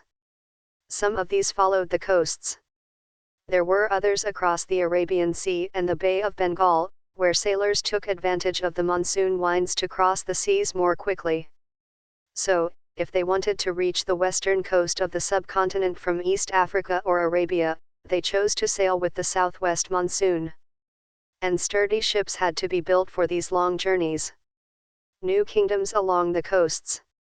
The southern half of the subcontinent is marked by a long coastline, and with hills, plateaus, and river valleys. Amongst the river valleys, that of the Kaveri is the most fertile. Chiefs and kings who controlled the river valleys and the coasts became rich and powerful. Sangam poems mention the Muvandar. This is a Tamil word meaning three chiefs, used for the heads of three ruling families, the Cholas, Cheras, and Pandyas, who became powerful in South India around 2,300 years ago. Each of the three chiefs had two centers of power, one inland, and one on the coast. Of these 6 cities, 2 were very important, Puhar or Kavarupattanam, the port of the Cholas, and Madurai, the capital of the Pandyas. The chiefs did not collect regular taxes. Instead, they demanded and received gifts from the people. They also went on military expeditions, and collected tribute from neighboring areas. They kept some of the wealth and distributed the rest amongst their supporters, including members of their family, soldiers, and poets. Many poets whose compositions are found in the Sangam collection composed poems in praise of chiefs who often rewarded them with precious stones, gold, horses, elephants, chariots, and fine cloth. Around 200 years later, a dynasty known as the Satavahanas became powerful in western India. The most important ruler of the Satavahanas was Gautamiputra Sri Satakarni. We know about him from an inscription composed on behalf of his mother, Gautami Balashri. He and other Satavahana rulers were known as lords of the Dakshinapatha, literally the route leading to the south, which was also used as a name for the entire southern region. He sent his army to the eastern, western and southern coasts. The story of the Silk Route. The rich, glossy colors of silk, as well as its smooth texture, make it a highly valued fabric in most societies. Making silk is a complicated process. Raw silk has to be extracted from the cocoons of silkworms, spun into thread and then woven into cloth. Techniques of making silk were first invented in China around 7,000 years ago, while the methods remained a closely guarded secret for thousands of years. Some people from China who went to distant lands on foot, horseback, and on camels, carried silk with them. The paths they followed came to be known as the Silk Route. Sometimes, Chinese rulers sent gifts of silk to rulers in Iran and West Asia, and from there, the knowledge of silk spread further west. About 2000 years ago, wearing silk became the fashion amongst rulers and rich people in Rome. It was very expensive, as it had to be brought all the way from China, along dangerous roads, through mountains and deserts. People living along the route often demanded payments for allowing traders to pass through. Some kings tried to control large portions of the route. This was because they could benefit from taxes, tributes, and gifts that were brought by traders traveling along the route. In return, they often protected the traders who passed through their kingdoms from attacks by robbers. The best known of the rulers who controlled the Silk Route were the Kushanas, who ruled over Central Asia and Northwest India around 2000 years ago. Their two major centers of power were Peshawar and Mathura. Taxila was also included in their kingdom. During their rule, a branch of the Silk Route extended from Central Asia down to the seaports at the mouth of the river Indus, from where silk was shipped westwards to the Roman Empire. The Kushanas were amongst the earliest rulers of the subcontinent to issue gold coins. These were used by traders along the Silk Route. Silk was also sent from China by sea. The spread of Buddhism. The most famous Kushana ruler was Kanishka, who ruled around 1900 years ago. He organized a Buddhist council, where scholars met and discussed important matters. Ashvagosha, a poet who composed a biography of the Buddha, the Buddhakarita, lived in his court. Ashvagosha and other Buddhist scholars now began writing in Sanskrit. A new form of Buddhism, known as Mahayana Buddhism, now developed. This had two distinct features. Earlier, the Buddha's presence was shown in sculpture by using certain signs. For instance, his attainment of enlightenment was shown by sculptures of the peepal tree. Now, statues of the Buddha were made. Many of these were made in Mathura, while others were made in Taxila. The second change was a belief in bodhisattvas. These were supposed to be persons who had attained enlightenment. Once they attained enlightenment, they could live in complete isolation and meditate in peace. However, instead of doing that, they remained in the world to teach and help other people. The worship of bodhisattvas became very popular, and spread throughout Central Asia, China, and later to Korea and Japan. Buddhism also spread to Western and Southern India, where dozens of caves were hollowed out of hills for monks to live in. Some of these caves were made on the orders of kings and queens, others by merchants and farmers. These were often located near passes through the Western Ghats. Roads connecting prosperous ports on the coast with cities in the Deccan ran through these passes. Buddhism also spread southeastwards, to Sri Lanka, Myanmar, Thailand, and other parts of Southeast Asia including Indonesia. The older form of Buddhism, known as Theravada Buddhism, was more popular in these areas. The quest of the pilgrims. As traders journeyed to distant lands in caravans and ships, pilgrims often traveled with them. Pilgrims are men and women who undertake journeys to holy places in order to offer worship. The best known of these are the Chinese Buddhist pilgrims, Faxian, who came to the subcontinent about 1600 years ago, Xianzang, who came around 1400 years ago, and I Ching, who came about 50 years after Xianzang. They came to visit places associated with the life of the Buddha as well as famous monasteries. Each of these pilgrims left an account of his journey. They wrote of the dangers they encountered on their travels, which often took years, of the countries and the monasteries that they visited, and the books they carried back with them. How Faxian returned to China. Faxian began his journey back home from Bengal. He boarded a ship belonging to some merchants. They had barely traveled for 2 days when they were caught in a storm. The merchants began throwing their merchandise overboard so as to lighten the load and save the ship from sinking. Faxian threw away his meager personal belongings, but clung to his books and the statues of the Buddha that he had collected. Finally, the storm subsided after 13 days. This is how he describes the sea. The sea itself is boundless in extent. It is impossible to know east or west, except by observing the sun, moon, or stars in their motions. If it is dark, rainy weather, the only plan is to steer by the wind. It took him more than 90 days to reach Java, where he halted for 5 months, before boarding another merchant ship that took him to China. Xuanzang, who took the land route back to China, carried back with him statues of the Buddha made of gold, silver, and sandalwood, and over 600 manuscripts loaded on the backs of 20 horses. Over 50 manuscripts were lost when the boat on which he was crossing the Indus capsized. He spent the rest of his life translating the remaining manuscripts from Sanskrit into Chinese. Nalanda, a unique center of Buddhist learning. Xuanzang and other pilgrims spent time studying in Nalanda, Bihar, the most famous Buddhist monastery of the period. This is how he describes it. The teachers are men of the highest ability and talent. They follow the teachings of the Buddha in all sincerity. The rules of the monastery are strict, and everyone has to follow them.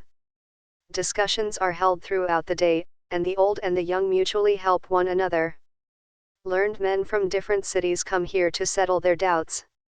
The gatekeeper asks new entrants difficult questions. They are allowed to enter only after they have been able to answer these.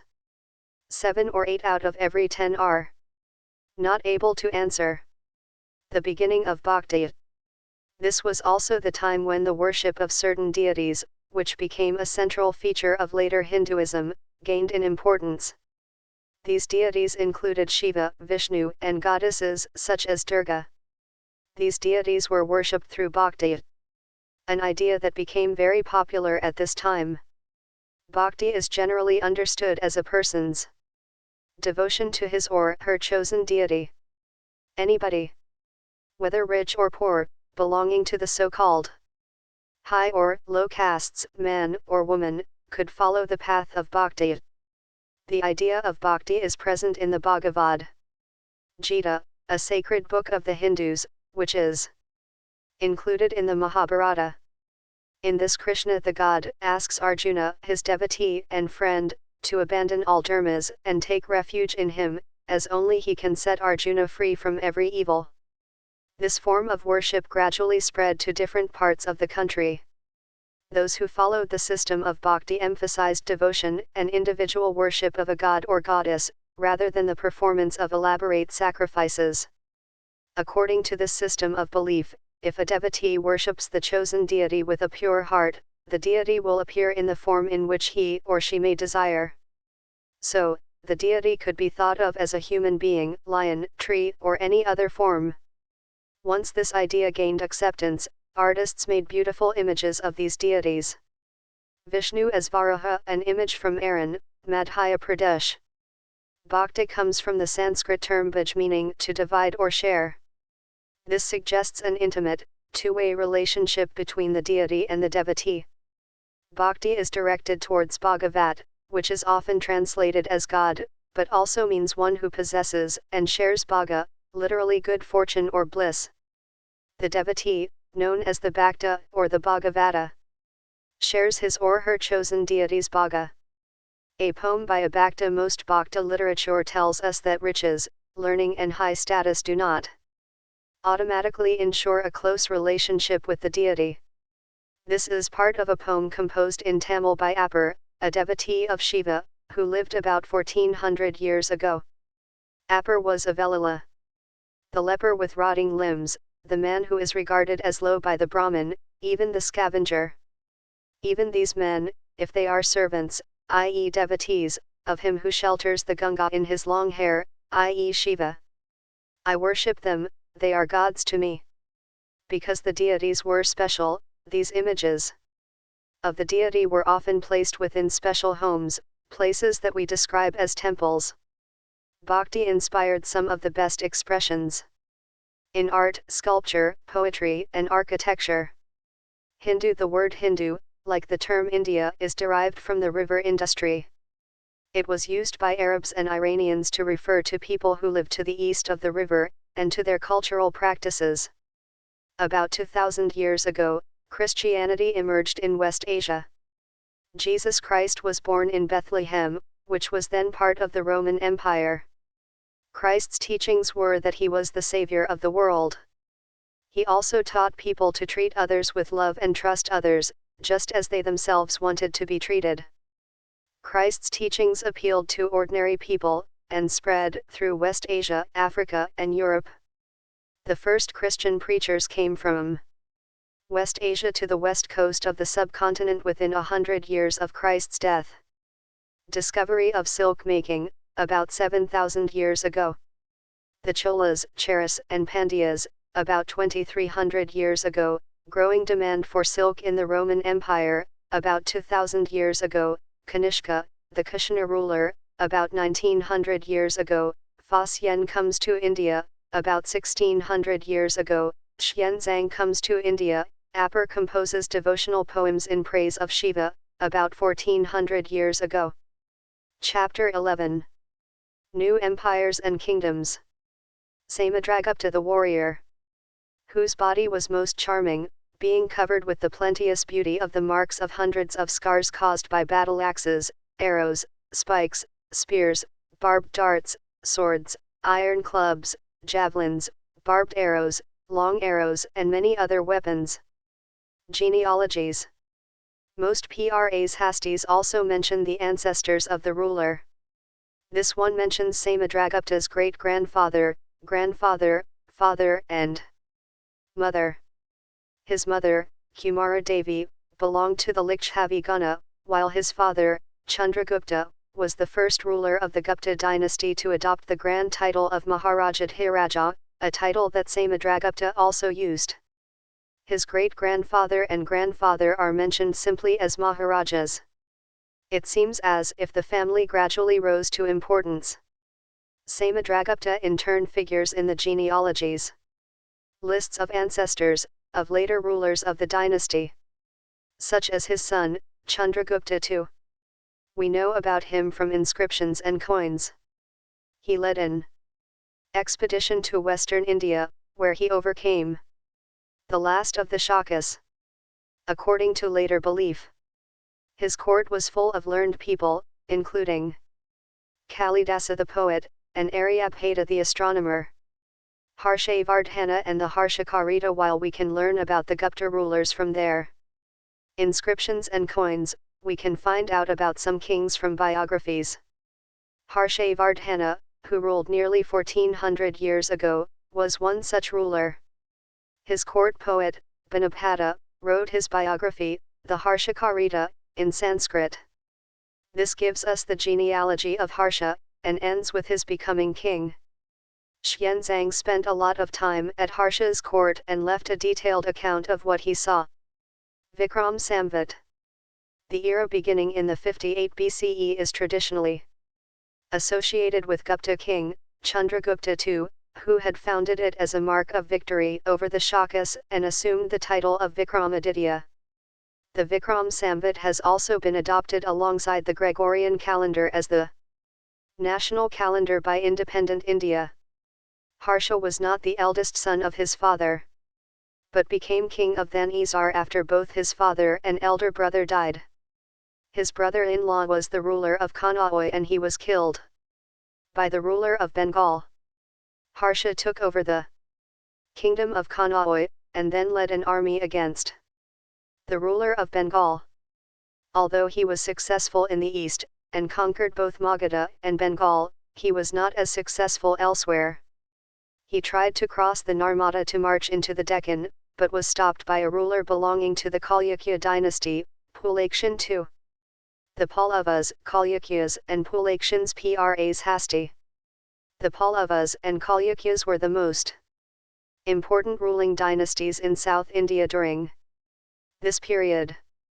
The kingdom of the Pallavas spread from the region around their capital, Kanchipuram, to the Kaveri Delta, while that of the Chalukyas was centered around the Raichur Dub, between the rivers Krishna and Tungabhadra.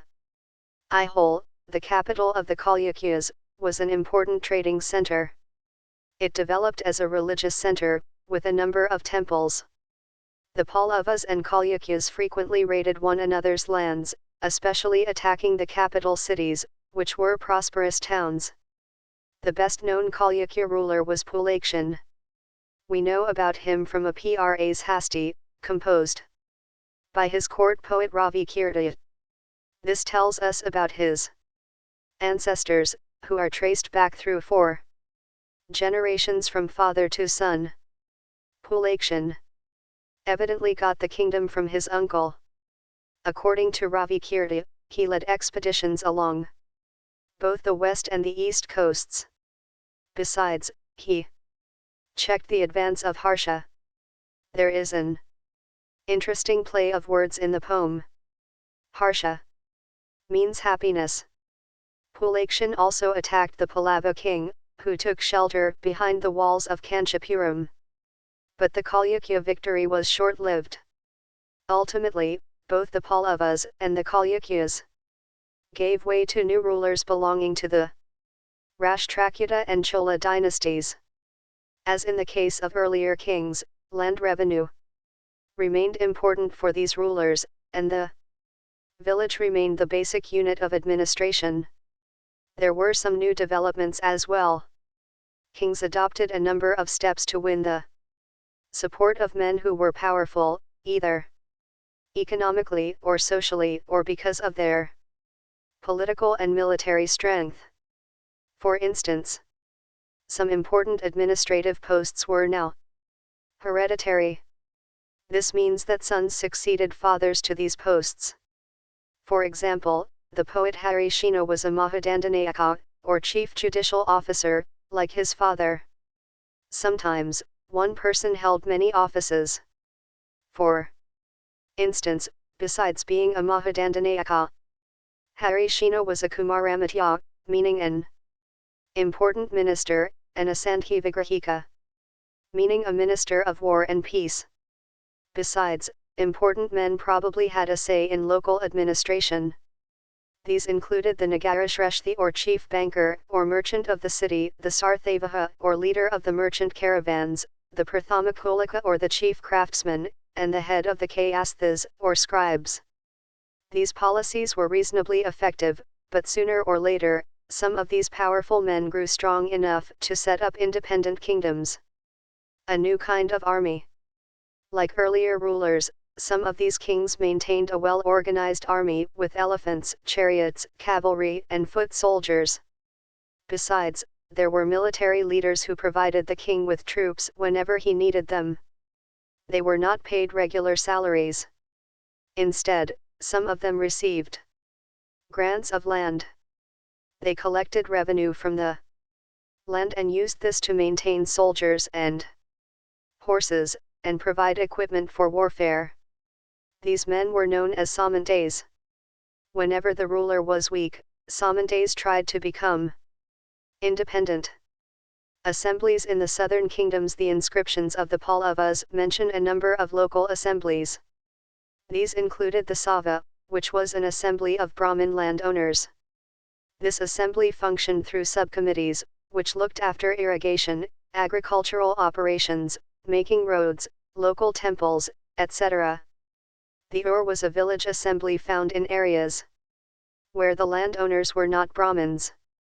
And the Nagaram was an organization of merchants.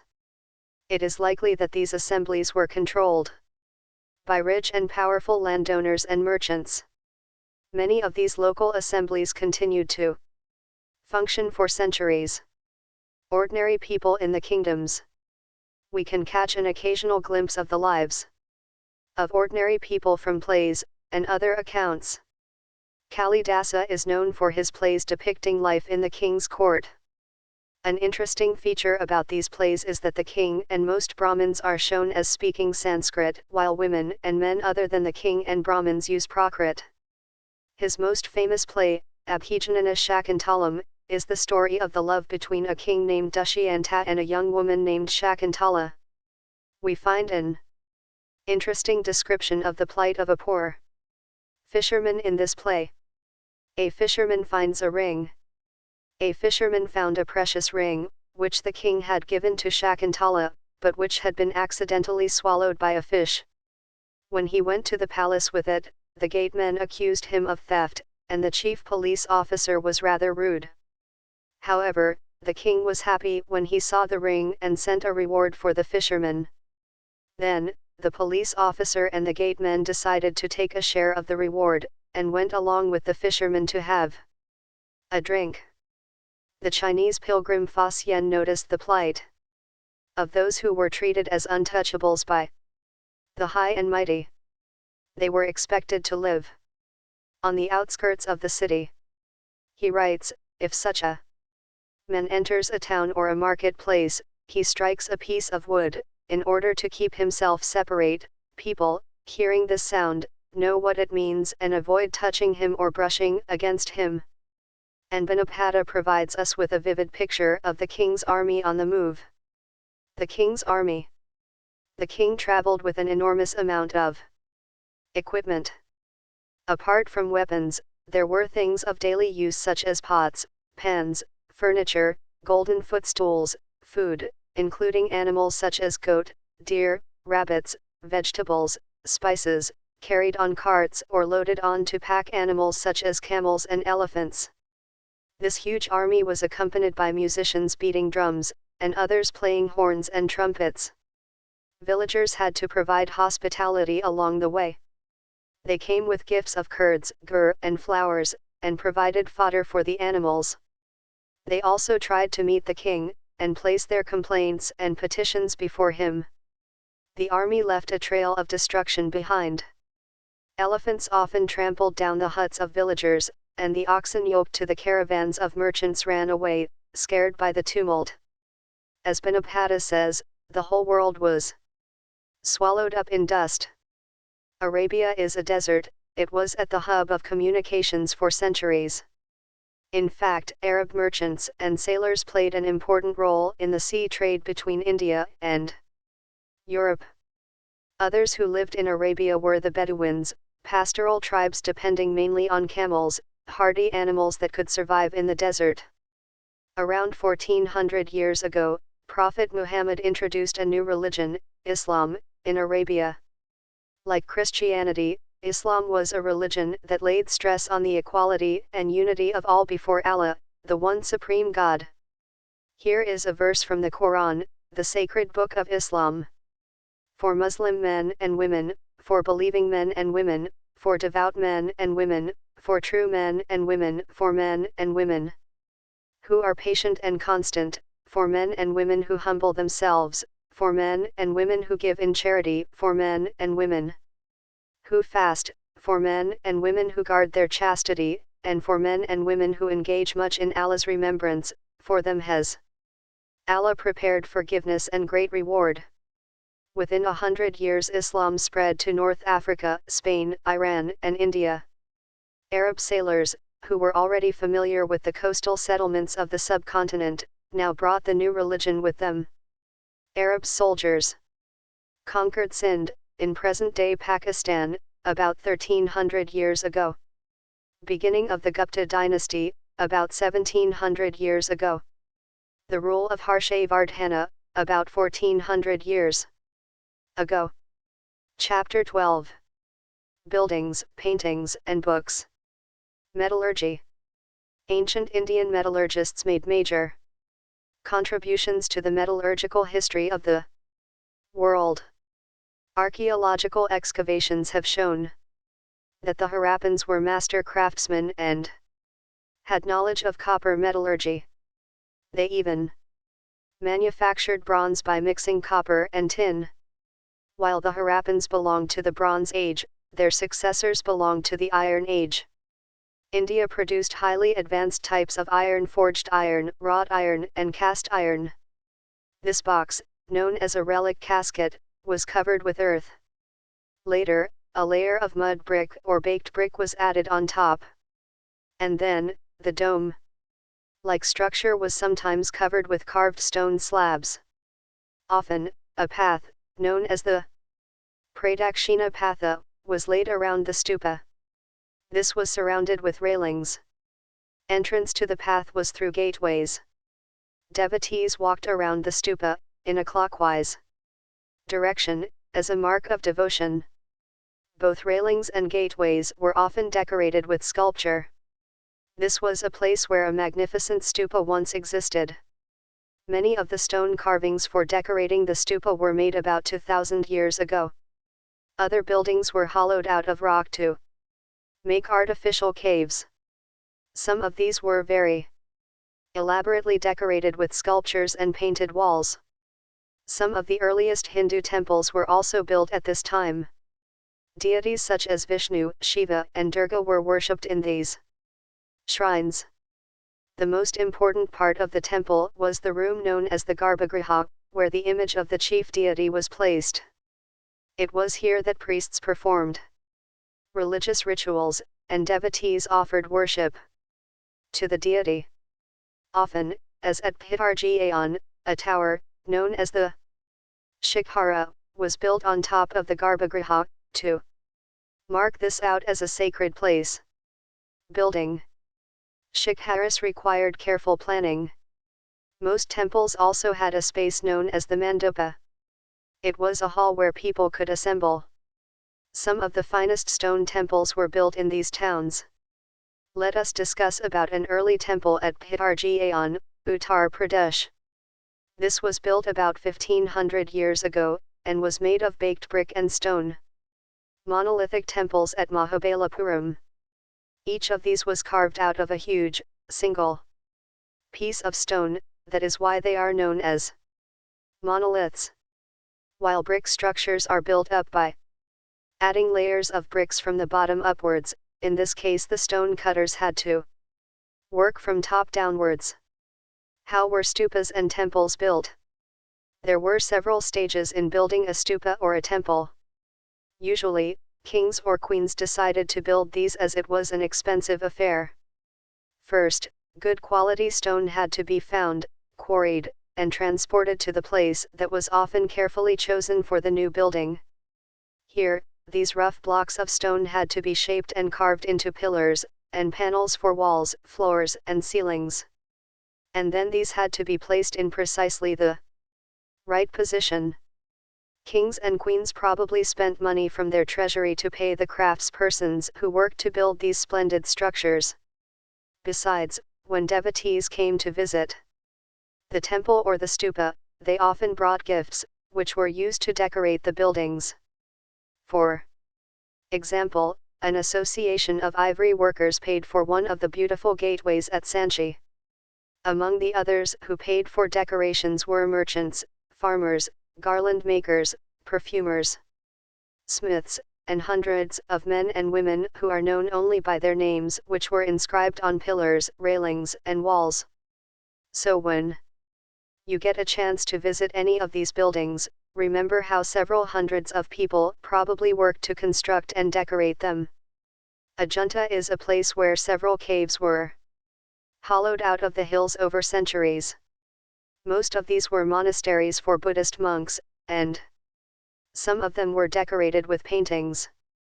Here are some examples. As the caves are dark inside, most of these paintings were done in the light of torches. The colors, which are vivid even after 1500 years, were made of plants and minerals. The artists who created these splendid works of art remain unknown. Paintings from Ajanta. The world of books. Some of the best known epics were written during this period. Epics are grand, long compositions, about heroic men and women, and include stories about gods. A famous Tamil epic, the Silapatikaram, was composed by a poet named Ilango, around 1800 years ago. It is the story of a merchant named Kovalan, who lived in Puhar and fell in love with a courtesan named Madhavi, neglecting his wife Kannagi. Later, he and Kannagi left Puhar and went to Madurai, where he was wrongly accused of theft by the court jeweler of the Pandya king. The king sentenced Kovalan to death. Kannagi, who still loved him, was full of grief and anger at this injustice, and destroyed the entire city of Madurai. A description from the Silapatakaram.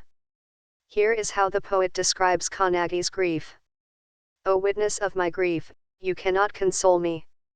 Is it right that your body, fairer than pure gold, lies unwashed here in the dust? Is it just that, in the red glow of the twilight, your handsome chest, framed with a flower wreath, lies thrown down on the bare earth, while I remain alone, helpless and abandoned to despair? Is there no God? Is there no God in this country? Can there be a God in a land where the sword of the king is used for the murder of innocent strangers? Is there no God, no God? Another Tamil epic, the Manimekalai, was composed by Satanar around 1400 years ago. This describes the story of the daughter of Kovalan and Madhavi. These beautiful compositions were lost to scholars for many centuries, till their manuscripts were rediscovered, about 100 years ago. Other writers, such as Kalidasa. A verse from the Meghaduta. Here is a verse from Kalidasa's best-known poem, the Meghaduta, in which a monsoon cloud is imagined to be a messenger between lovers who are separated from one another, recording and preserving old stories. A number of Hindu religious stories that were in circulation earlier were written down around the same time. These include the Puranas. Purana literally mean old. The Puranas contain stories about gods and goddesses, such as Vishnu, Shiva, Durga, or Parvati. They also contain details on how they were to be worshipped. Besides, there are accounts about the creation of the world, and about kings. The Puranas were written in simple Sanskrit verse, and were meant to be heard by everybody, including women and Shudras, who were not allowed to study the Vedas. They were probably recited in temples by priests, and people came to listen to them. Two Sanskrit epics, the Mahabharata and Ramayana, had been popular for a very long time. Some of you may be familiar with these stories. The Mahabharata is about a war fought between the Kauravas and Pandavas, who were cousins. This was a war to gain control of the throne of the Kurus, and their capital, Hastinapura. The story itself was an old one, but was written down in the form in which we know it today, about 1500 years ago. Both the Puranas and the Mahabharata are supposed to have been compiled by Vyasa. The Bhagavad Gita was also included in the Mahabharata. The Ramayana is about Rama, a prince of Kosala, who was sent into exile. His wife Sita was abducted by the king of Lanka, named Ravana, and Rama had to fight a battle to get her back. He won and returned to Ayodhya, the capital of Kosala, after his victory. Like the Mahabharata, this was an old story that was now written down. Valmiki is recognized as the author of the Sanskrit Ramayana. There are several versions, many of which are performed, of the Mahabharata and the Ramayana, popular amongst people in different parts of the subcontinent. Find out about a version in your state. Stories told by ordinary people. Ordinary people also told stories, composed poems and songs, sang, danced, and performed plays. Some of these are preserved in collections of stories such as the Jatakas and the Panchatantra, which were written down around this time. Stories from the Jatakas were often shown on the railings of stupas and in paintings in places such as Ajunta. The story of the Monkey King. Once upon a time there was a great monkey king, who lived on the banks of the Ganga in the Himalayas, with 80,000 followers. They fed on the fruit of a special mango tree, which were very sweet.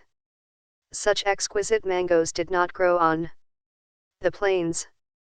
One day, a ripe mango fell into the river and floated all the way to Varanasi.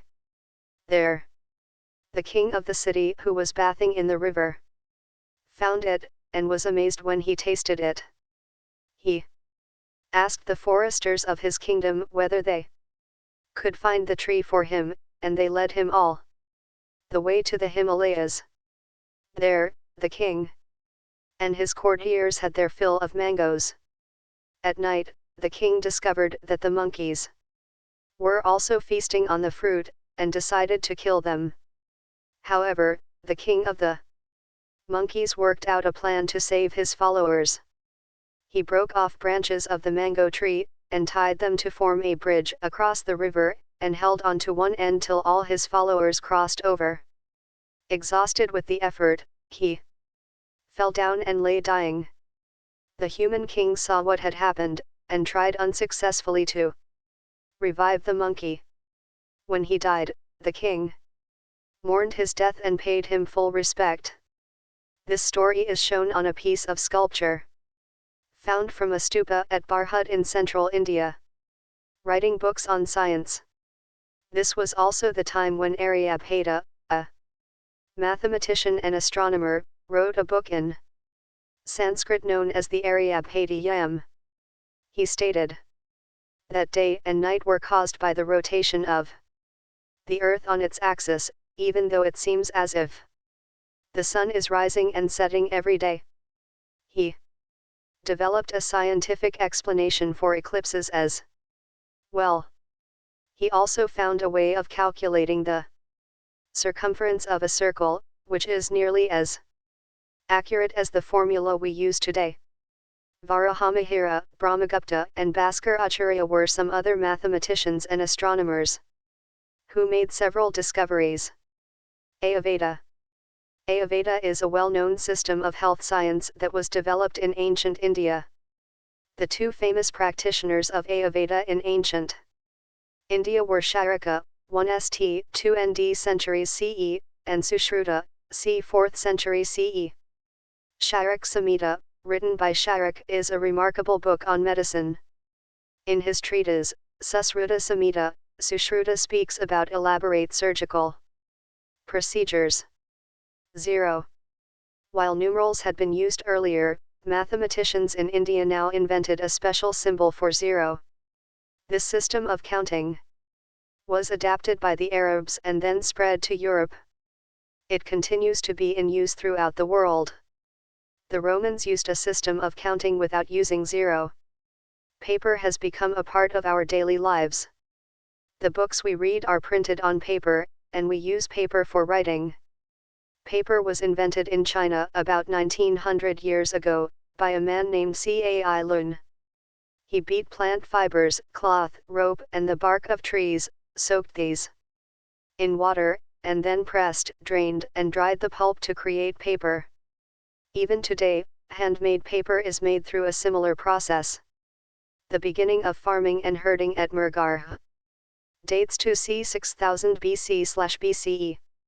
The Harappan cities flourished between c. 2700 and 1900 BCE.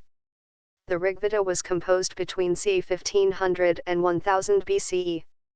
Mahajanapadas and cities developed in the Ganga Valley, and new ideas associated with the Upanishads, Jainism and Buddhism emerged c. 500 BCE.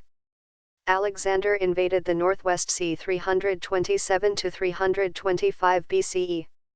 Chandragupta Maurya became king c. 321 BCE. Ashoka ruled between c. 272/268 to 231 BCE. The composition of the Sangam texts, c. 300 BCE, 300 CE.